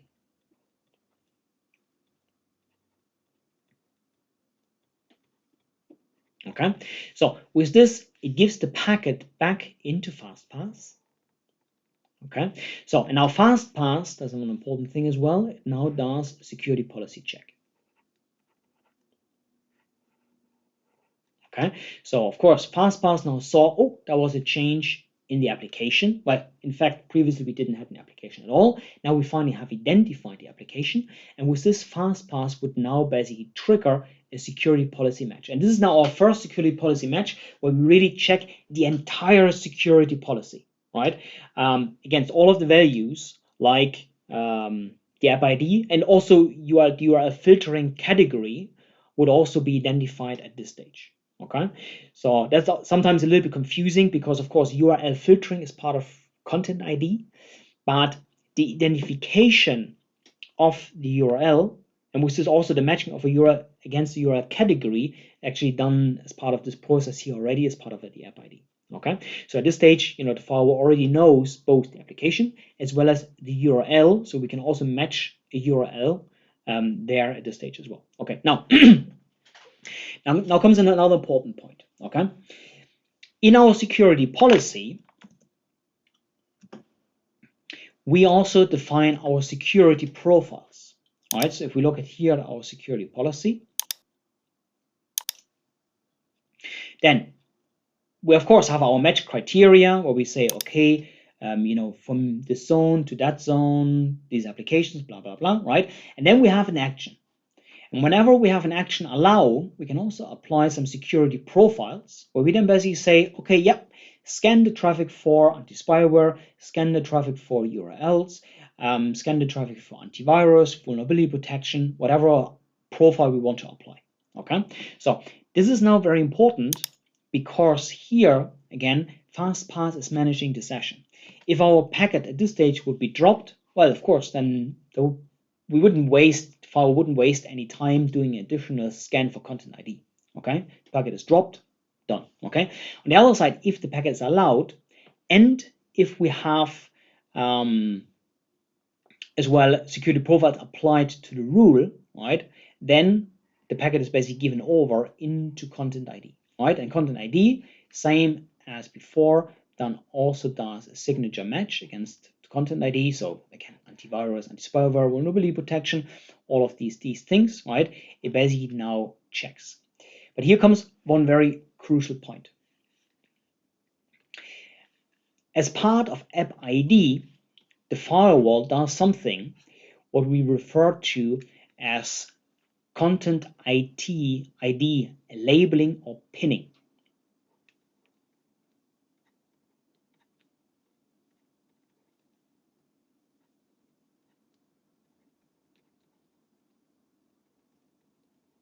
So content ID labeling.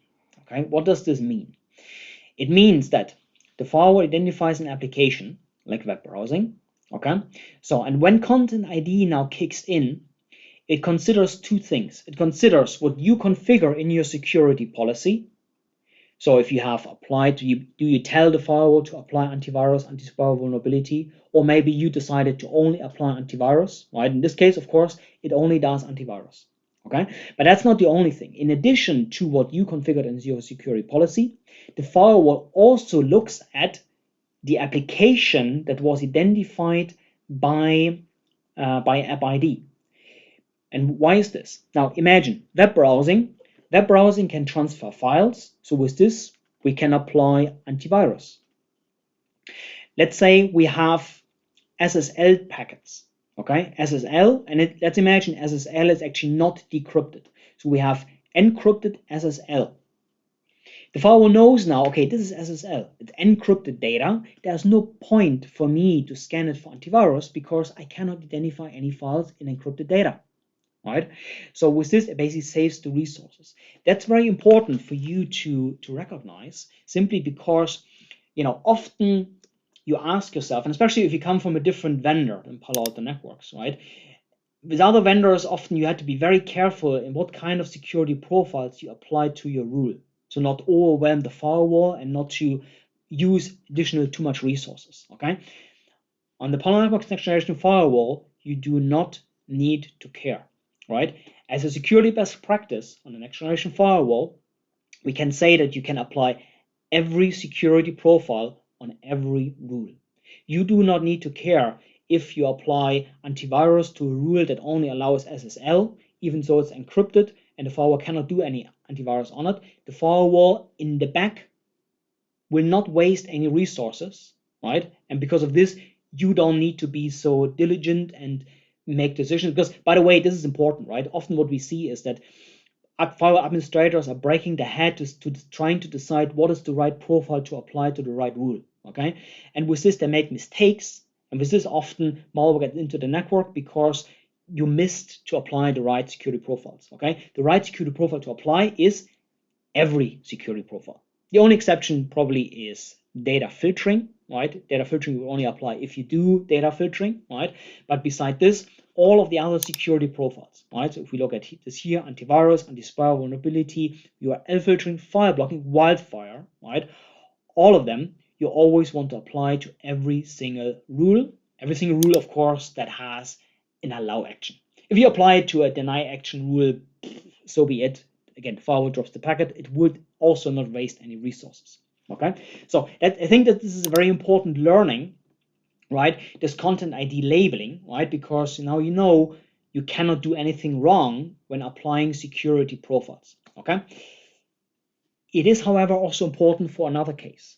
Okay, because it also means that if the firewall cannot identify the application, it can also not apply any content ID. So for instance, if you have, I don't know, you have a backup application, a backup server, right? The backup traffic goes to the firewall for whatever reason. The firewall cannot identify the application. It comes up as unknown TCP, for instance, right? And you apply antivirus to this traffic.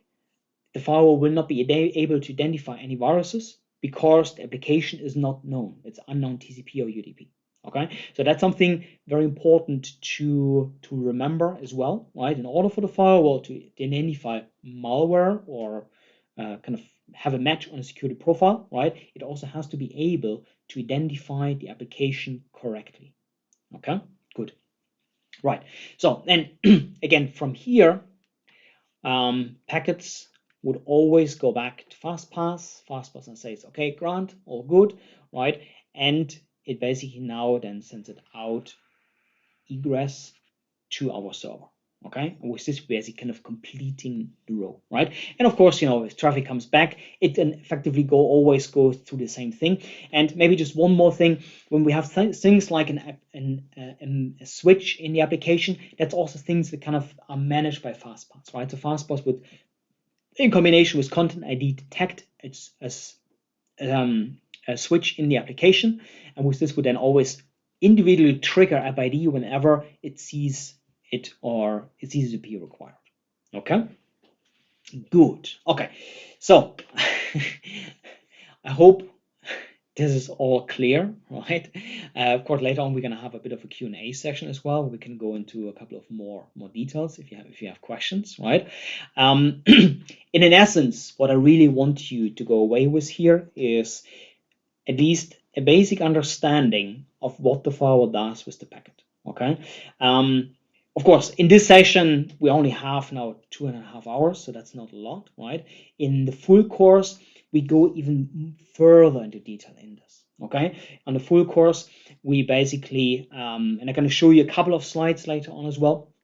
In the slides you can see, and by the way, in these books that you receive as well, right, you have explanations of all of this even more in detail, right? I still simplified this kind of flow logic here a little bit, right? So there are things like in slow path that we also do nothing, and then kind of rerouting of the routing table, right? So again, I still simplified at a certain level, right? So again, in the course we go more in detail into this. In the course, not only go we into more detail on the theory, also go more in detail in the practice, right? Because there we then show you as well all of the tools that you use on the firewall to trace packets, right? To really then check the packets step by step why it goes through, right? So that you see what's going on with the packet, so you can identify if it's the firewall dropping anything, right? We basically, here we said there can be cases where the traffic log does not show you that a packet was dropped. In the firewall troubleshooting course, we will show you all of the tools how you can validate and be 100% certain, right, if the firewall drops a packet or not, right? So that you can, if you make the statement, no, it's not a firewall problem, that you can really be sure that it is really not a firewall problem, okay? So all of these tools we will give you then as well in the full course. What I just want to do now is go back to our slides and just kind of finish answering these questions based on what we have now learned, okay? So, you can see here there's one DNS always comes up as aged out, okay? Is this normal? So, aged out, of course, what this means is that the session timer expired. So, for instance, if we, again, look back into our lab, right? Here, I have a timeout, right? So, and for each session, by the way, the firewall, it identifies the application, and based on the application, it sets a timeout for the session, right? So we have a SYN packet coming in, then based on the SYN, it has a default timeout that it applies to the session, and depending on the application, it then always identifies an existing kind of timeout that is most appropriate for the application. So for instance, for web browsing, there would be a lower timeout. For stuff like Microsoft SQL, for instance, would be a longer timeout. Telnet usually is a longer timeout, okay? That is decided. And whenever this timeout times out, well, then the session end reason would come up as aged out, okay? Now, for UDP traffic, like DNS, like we have in this particular case, right? It simply means UDP or DNS in particular, there's one request and one response, and then there is no other traffic. And with UDP, because it's not session-based, right, the firewall doesn't have a handshake or TCP FIN or anything to know it is not there. That's why it just has to time it out, and after the timeout, it just kind of writes the log into the traffic log. Okay, so that's kind of the reason there. So meaning when you look at the session and reason and you see something like aged out, you always need to look at the application, right? And that's important. Let me show you, let me explain you a very common example. So again, for DNS, right, we see aged out as kind of normal. Imagine that you have session and reason. By the way, here you can see session and reason policy deny. This means, of course, was blocked by the policy. You can have it as well as threat. In this case, it means that the traffic, and this, by the way, is maybe a good one to explain as well. You can have a case where you have a traffic, and you can see the action is allowed in the traffic log, but you see a session and reason saying threat. In this case, you would basically need to check the threat log or simply kind of look into your session details and then wait until the firewall kind of summarizes all of the other logs. And then you would actually see what threat log then actually blocked the packets. Okay, so just a little caveat there at the side. So again, we were kind of at the topic of the aged out. So let me search for this one. So imagine that you see an application as aged out, but this was a TCP based application. Now in our firewall we only have some DNS, right? So it doesn't really apply. So very common cases that I have seen is especially for Microsoft SQL or Telnet. Imagine there is a mainframe, right? A mainframe connection using Telnet. Telnet per default, logic application wouldn't send any hello packets, means there's nothing to keep the session open. And then let's say there's a timeout of, let's say, 1 hour. After 1 hour, the firewall closes the session. And then you run into a problem where they're saying, oh, there was a problem with the mainframe. Okay, you look into your traffic logs, you do not see anything being blocked. But what happens in the background is that the firewall established the session. There was no traffic for, let's say, an hour. In this case, the firewall aged out the session and basically just closed the session. And then there was another packet coming back from the server or from the client for this session that was aged out, right? And in this case, what the firewall does, session match, doesn't match, drop the packet silently without that you see anything in your traffic logs. Okay, so this is classic example where you need to, if you see that the firewall is allowing applications, but as the session and reason, you then see aged out, right? And because the application people told you that there is a problem, right? Then be wary about this. So then your alarm bells should go up and say, oh, I probably want to go a little bit more detail on this, right? And again, in the full course, we then show you the tools what you can use to then validate if the firewall really is blocking packets and why. Okay, but again, this is just a classic example where our alarm bells should come up. Good. Okay, so with this, we answered this question as well. Of course, I answered the one as well about the session ID being 0. Okay, what we didn't answer yet is this one. Show session ID XXX shows an old session as state in it. So that's kind of an interesting one as well. So in order to explain this one, we need to actually look at the different session states. So you have, let's say, a session, it's opening. You can see there's a transient state, means you would actually never, these gray ones, you would never see in your session table. Okay, these are states that the firewall use internally, and you might see them as well in some detailed troubleshooting logs that we show you in the full course, right? But you actually never see them in a traffic log or in the session table. Okay, so that's an opening, and then a session is active. Okay, that's usually what you see. You have an active session, and then you can have a session being closed. So it's closing, right? In this case, let's say there was a session open, a TCP FIN was received, which says the session is closed, right? And it's closed, right? Then there can be a discard. So discard is a little different. Discard means the firewall actively blocked the packet. Okay, so this would be the example like we have seen here. Let me go back in this example. So remember earlier we saw that there was a YouTube actually blocked, right? So and here we have a deny, but there was already a session allocated, right? And there were a couple of packets going back and forth, right? So what we actually see here. So this means the firewall initially allowed the session back and forth, but once it identified the application being YouTube base, it no longer matched any other rule, and the default denial rule basically just dropped the packet, right? In this case, what the firewall does, and that's important, it denies traffic, but it not only closes the session, it actually puts the session for a certain time into discard state. And the reason is that, when you want to block things, very often you block things, and then a client would just do a retransmission, sending packets again and again and again and again, right? You want to be sure that the firewall can also allocate these reoccurrences, retransmission of packets to the same session and drops them right away.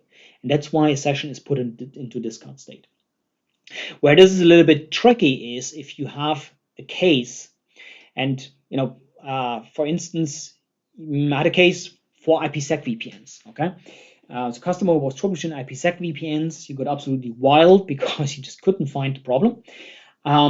Because the classical IPsec troubleshooting didn't show them anything, right? And it turned out that the traffic was simply not allowed by the security policy, and the firewall put the session into discard state. So he didn't see this yet in his traffic log, because in the traffic log, you only see it once a session was closed, right? Only once a session is closed, the session log is written, and with this, it's put into the traffic log. If a session, you can have a session that is in discarding state, and for traffic like IPsec, you have constant traffic being sent, right? Because in IPsec VPN, both firewalls are constantly trying to send again and again and again, and these again and again sending of packets will hold the discard session open, so that the discard session is alive and will discarding packets. But it's in your session table, it's not in your traffic log, so you don't see this. Okay, so that's kind of another important one. That you want to sometimes check your session table for discard sessions, right? That you not only check your traffic log, but you also check your session log. Okay, so and then here we have the init state. Init state comes after closing. What init really means is the session, and with session we mean the session ID is again ready for reinitialization. Okay, sessions on the firewall, they're not endless. Okay, so there's a certain amount of session IDs that are available, and if the firewall reaches the biggest number, it just simply started at the lowest again, at 1, right, and then goes up again, right? So this means session IDs, they are recycled, they are being recycled. Okay, so now in our case here in the firewall, right, in our lab we don't have much traffic. With this, we don't really have a recycling. So I can take any log, I can do a show session ID, right, and it will always get the right session. So here you need to kind of keep in mind that when you do this show session ID on an existing session, if this session is not a recent session, then the likelihood is quite high that the session ID was already recycled. In this case, you would see completely different details here. Okay, so and again, so the session state init simply means that the session was closed and is now in init state. It's ready again to be initialized, meaning that the session ID can be reutilized. Okay, and of course, if it's reutilized, then all of the data of the old session will of course be overwritten. Okay, so that's kind of the riddle closed on this question. Good. Right. So to finish up, just maybe a couple of things on denial of service protection. Okay, so what does denial of service protection connection per second rate measure? So what does this mean? So you might have wondered, when you configure denial of service protection. Let's quickly look here. So in our network, here we have our zone protection profile. Okay, and here we have some thresholds, and often it's very difficult to identify this. Okay, and by the way, zone protection, this is probably a topic for a different session, right? But one interesting thing is to see what does this actually measure, right? And when we look into our more detailed slides, and let me fast forward a little bit here, right? You can see this. By the way, these are the slides that you also get in the book that you received as part of this training workshop. Okay, as part of slow path, we can see that actually zone protection is part of slow path. Okay, so now what have we learned about slow path? Only the very first packet of a session goes through slow path. Okay, so with this we can also make the conclusion that the rate that we have here the connections, the new connections, the connections per second rate is in fact new connections per second. Okay, so it means this rate only counts packets that have been determined to kind of initiate a new session, right? So packets of existing sessions, they are not counted into this value. Packets that are let's say not really the first packet of a session, like it's not a TCP SYN, it's something else, right? They would not be measured into this rate. Okay, so that's, in order to understand denial of service protection, is kind of already one of the important things to realize. What does this number actually measure? And again, once we understand our flow logic, we perfectly understand and can perfectly explain what is actually behind this number. Okay. Okay, good. So let me just finish up here now, because I think it's probably the time as well to go through some questions. Okay, so this one we covered. So what is blocked in the zone protection kicks in. So zone protection in this particular case, again, when we look at the slide that I just showed you, zone protection does not measure or does not look at the source and destination IP. So with this, whenever it kicks in, it basically then would kick in and block any new packet, right? Again, that's about the slow path, right? Any packets that already are allowed as part of an existing session, it would not affect it, because again, it's part of slow path, and slow path only processes new packets for a new session. Okay. So, and then the last one, what is the performance impact of zone protection versus the zone protection policy, right? So, and this is again something that we can actually see in this slide, where we see slow path. We can see slow path at the very beginning, actually in part of the ingress, directly after the ingress state, right? We can basically see that zone protection kicks in, and then we do a couple of other things. We do root lookups, NAT lookups, right? And only then we do the denial of service protection policy check. Okay, what does it mean? It means that zone protection happens earlier. This means if we block anything here, the firewall can block packets at a much higher rate, because all of these other things it doesn't have to do. At the same time, when we do denial of service protection policy, it still has to do all of these things. So it costs more performance. So this means zone protection can keep up with bigger attacks than the denial of service protection policy, because denial of service protection policy is more granular. Okay, but this being said, denial of service protection policy is still more performant than a security policy evaluation. Let me give you an example for this. Imagine you receive a denial of service based on UDP packets. Okay, so there's a UDP flood hitting your firewall. Okay, you could say that I don't need to define a denial of service protection policy for this traffic, because these packets are not allowed anyway, because my security policy is blocking them, because I do not allow any UDP inbound. Okay, now knowing our flow logic in detail, we now know the denial of service protection policy comes before security policy check. If we do this, then we have a much simpler check that the firewall can do much earlier to then drop packets, right? And drop any packets that are also associated to kind of similar traffic. So this means, from a performance point of view, it still makes sense to deploy denial of service protection, right, in front of our security policy, even for stuff that we don't even allow at all. Okay, so there's still a value add from a performance point of view for the firewall. Okay, so again, I know this is a lot of stuff now, right? And you can see, in the slides, there's even more detail into this, and more detail we can go through in our full course, right? But I really just want to give you a good idea on what is behind this, right? And all of kind of the bells and whistles that are in this firewall, right? And again, once we understand the flow logic, there's just so much things that now suddenly make sense, right? So for a lot of the work that we do with the firewall, right? So with this, I think the firewall troubleshooting in 330 course, it's really a course for everyone, right?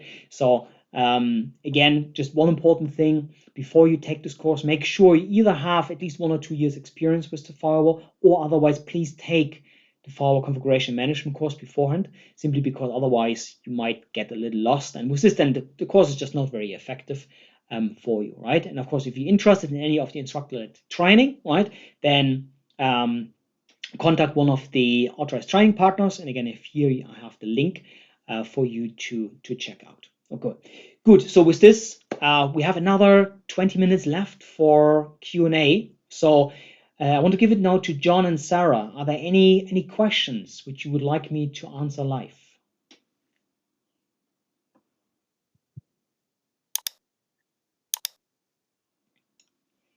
Go.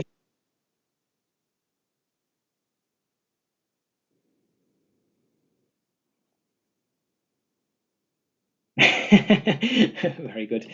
I'm using Sketchbook Pro. So it's called Autodesk Sketchbook Pro, right? And the good news, so this Sketchbook Pro, it's really cool because it's actually a professional drawing application, right? So people use this to proper draw. Now, as you could figure out, my handwriting and drawing skills are very poor, but for whiteboarding is also very nice. And if you actually register, it's free of charge. You don't have to pay for it. Okay, so free for everyone. So feel free to use this one.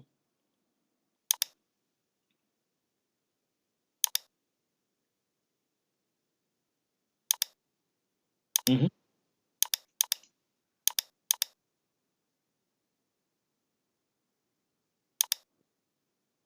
Sure.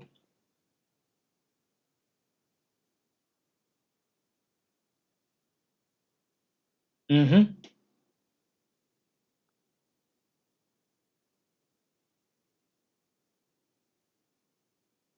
Yeah. Mm-hmm.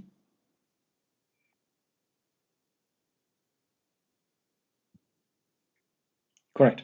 Yeah. So, mm,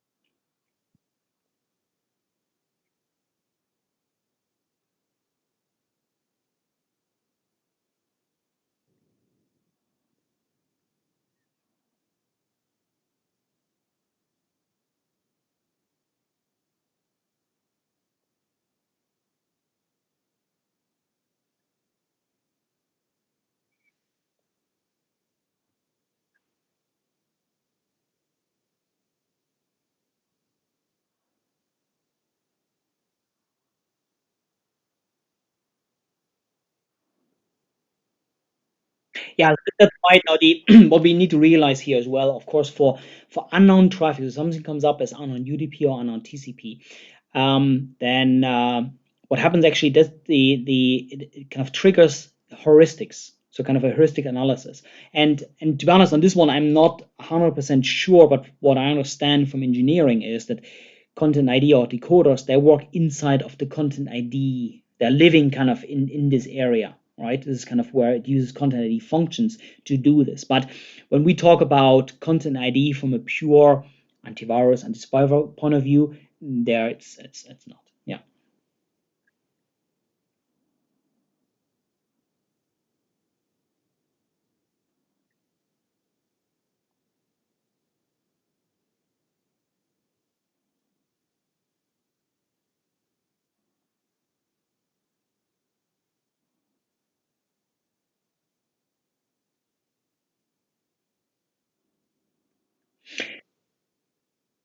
Okay, so yeah. So good point. So I'm not aware of anything which would save you space in the session table.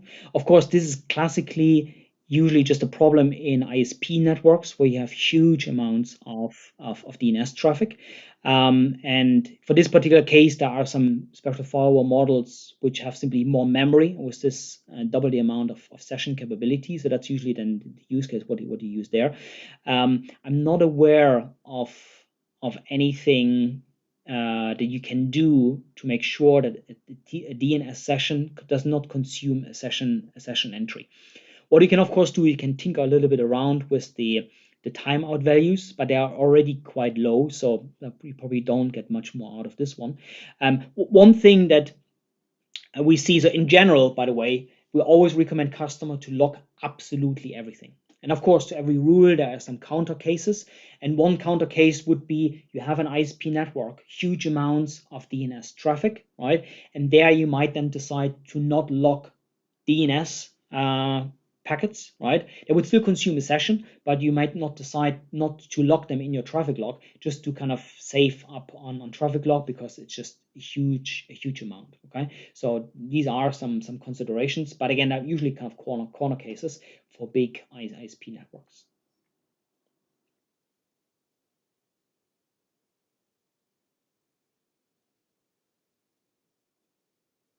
No. So for the DNS proxy wouldn't even be able to cope with kind of huge amount of DNS. Uh, yeah.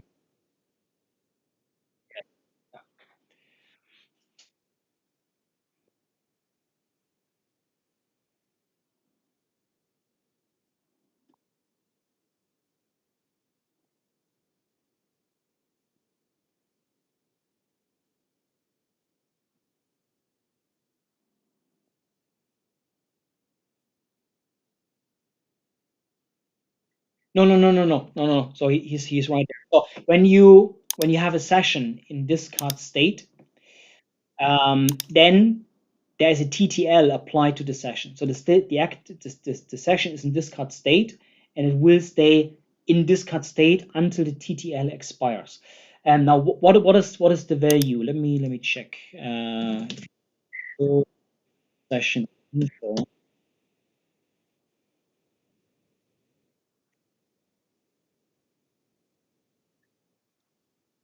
Yeah, but I want to see what is the value. Let me see. Okay, so if you do show session all, you kind of see all the default values. I'm not sure if the discard one is in here, in fact.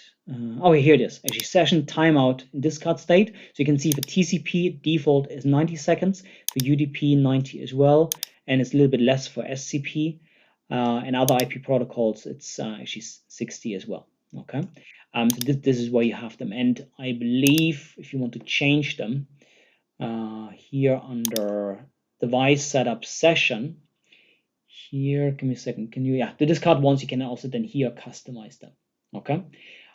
So by the way, you know, these timeouts, they're very valuable, right? You have them that are longer so that the firewall doesn't waste resources, and that they basically, the firewall directly discards packets. So, and these kind of corner cases, like I explained with the IPsec, these are kind of special cases. So for these kind of cases, I would not tinker around with these default values. Okay, this is a global value, yes.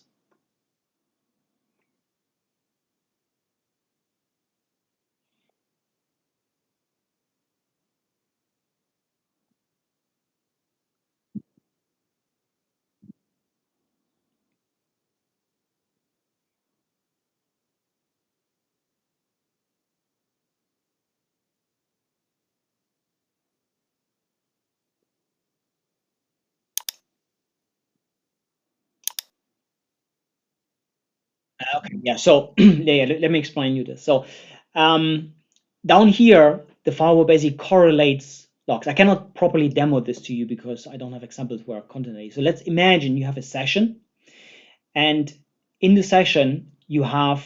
Let me show you another example. Let me show you a better one. Let's say let's Google Base. Let's just use DNS traffic. Okay, so in most cases, what do we see? We see these details, and these details are actually what you see in here, right? So that's basically, these are the details, right, for this particular log entry. So if we have multiple lines down here, what it simply means is that the firewall is correlating multiple different logs. So for one session, you can have multiple log entries. So what would be the case for this? So imagine you have a traffic log, right, showing you off the traffic details like we see here, but then you also have a URL filtering log kicking in. You might have another thread log kicking in, right? So any log that matches the session ID is basically correlated into this list, so that you don't have to kind of, based on a session ID, search multiple logs down here, but instead they're all aggregated down here. Sometimes if you think you have problems with the switch in an application, right, then what you could do as well is you could in your policy, let me actually do choice to here. In your policy, you can also enable the log of at the beginning of a session.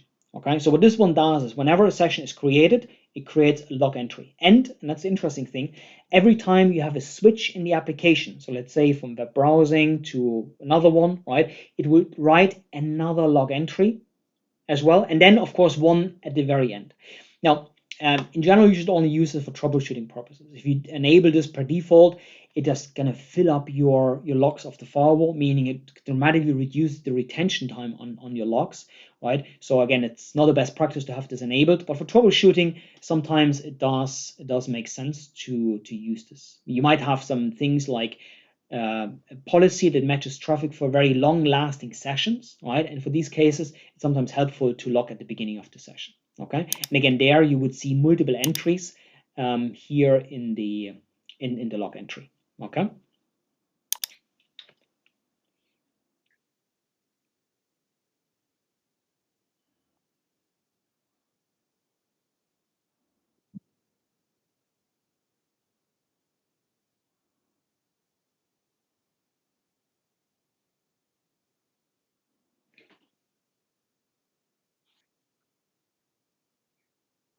Mm.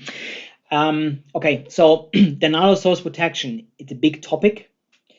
And for this, we probably need at least an hour, 2 hours for me to explain this. I think denial of source protection is going to be a topic for another one of these sessions in the future, right? Because it's a topic that on one side, I think it's a very powerful feature. We have seen this customers helping quite dramatically, not only to block denial of service attack, but also to block, let's say, malicious crawlers. We have customers that have a web page and then the web page goes down because a crawler comes and just tries to grab too much detail, overwhelming their servers.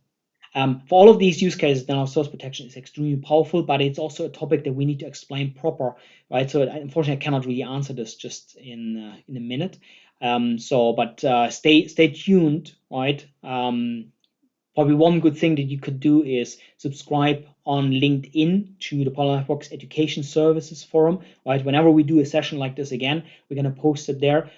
Stay in contact with your ATP with whom you signed up for the session, and then you will know about new sessions. And that there's nothing planned yet, but I would see denial of source protection as another topic for the future.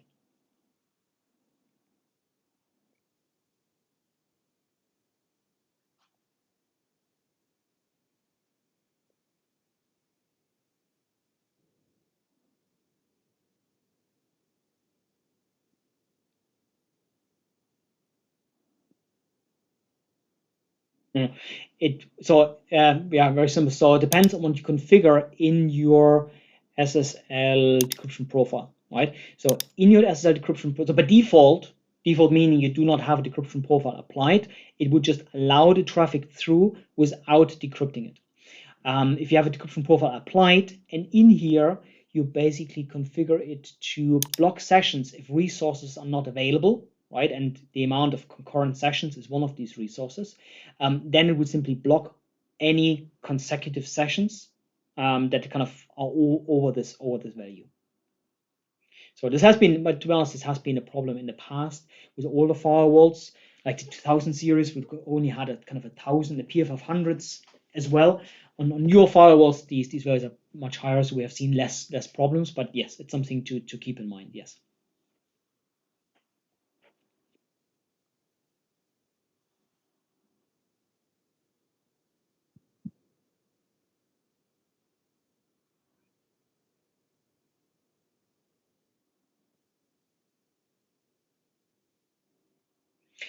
Yeah, but that's the point.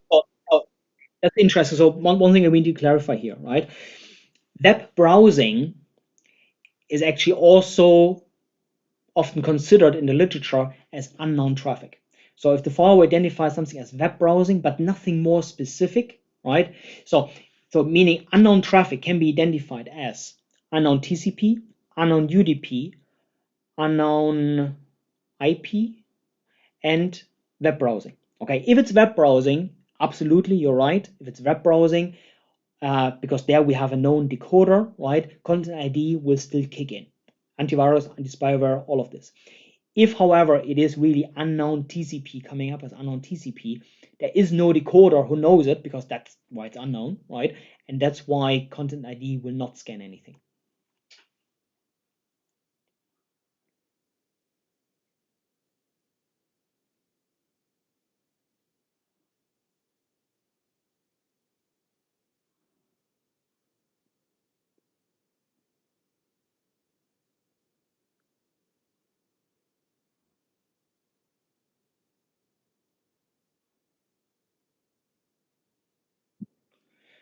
So yeah, so these values, so a little help I can give you here. If you search Google for Palo Alto compare, you find a tool where you compare features that is much more detailed than what you see actually in the data sheet, right? So again, just Palo Alto compare, you get to this page, right?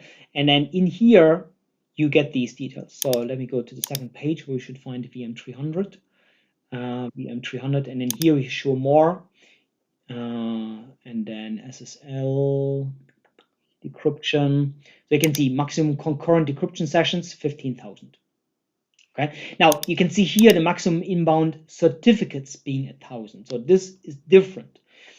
On SSL inbound decryption, what you need to know is that, let me show you very quick. Whenever you configure SSL inbound decryption, so you choose here decrypt and you choose inbound inspection, you need to choose a certificate, right? So, and you can only have 1,000 rules. So this limit means you can only have 1,000 rules choosing 1,000 certificates, and that's it, not more. Okay. If you have a wildcard certificate, of course, then you can have thousands and millions of web pages matching against this one, right? So that's not the limit. The limit is the amount of certificates that you use in these rules. Okay, so and that's again what refers here to the limit of 1,000. But concurrent decrypted session is 15,000, so that's much higher.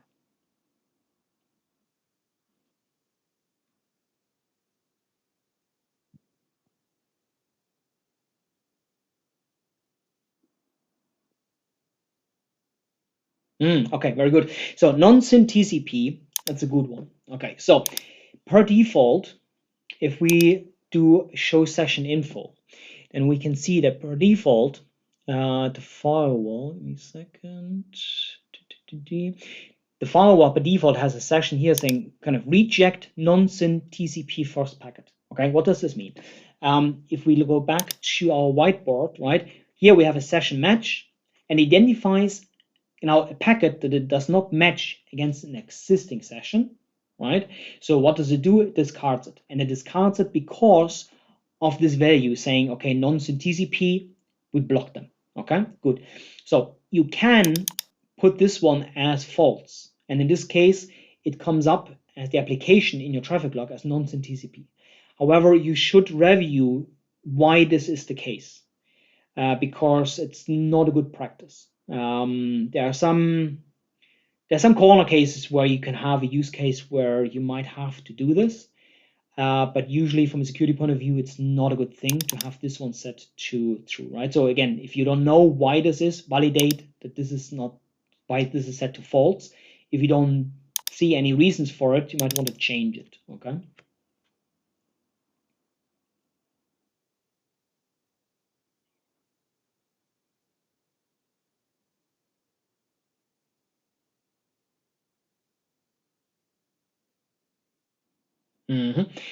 Correct, yes, but what we showed here was that example.com, so all of these values, source zone and source IP, destination zone, destination IP, and the service, all of them together have to match. Okay, now source was matching, destination zone was matching. What was not matching was the destination IP address, because this was an FQDN, right?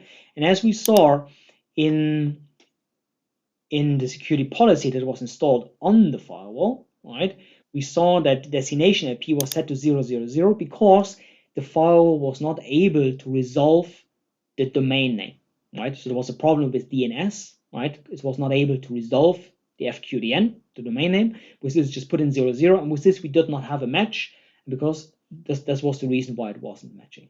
Okay.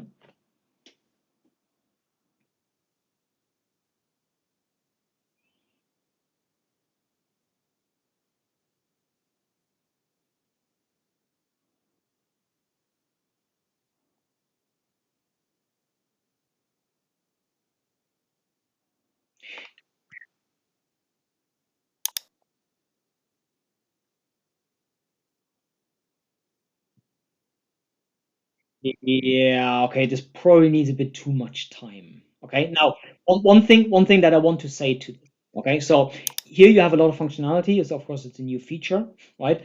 What I want to say here is take this please with a grain of salt. Okay, especially the security policy match. Some people might remember on the you had the same function previously also on the CLI with the test command. Okay, you need to take this with a grain of salt. It's a very powerful tool if you want to do some quick checks, but it's not bulletproof, right? Because you're putting in some values, right? Because you assume that the firewall has these values. So for instance, if I would make this policy match for giving this example, maybe let's do this, okay? So I have a source zone of users net, users, come on, why it does not take it? Sorry, it doesn't let me type. What's happening? Okay, I have problems with my keyboard. It doesn't let me type. Okay, what's happening? D is working. Okay, sorry, I can't show it to you for whatever reason it doesn't take my inputs. Yeah, let's maybe move on. But again, one thing that I want to say, what I showed today for the policy match is much more sophisticated and much more reliable than using this test policy match tool. Okay, again, it's not a bad tool, but if I'm typing in here from source zone to destination zone to this IP address and all the ports, then it says, oh, it should match this rule, but it still doesn't match. Why? Because the forward does see completely different details, right? So again, this tool can be helpful in some cases, but it's not bulletproof, to be careful.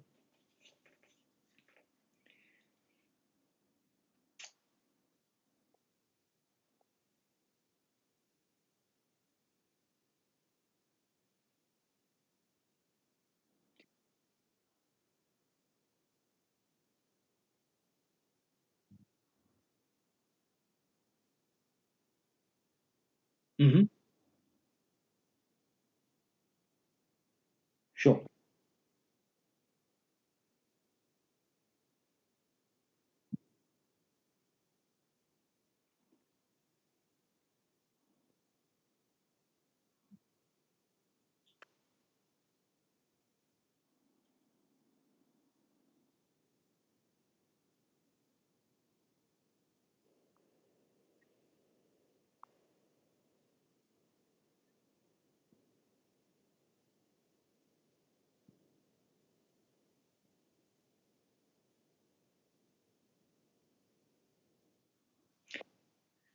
Thank you, guys. Cheers. Bye bye.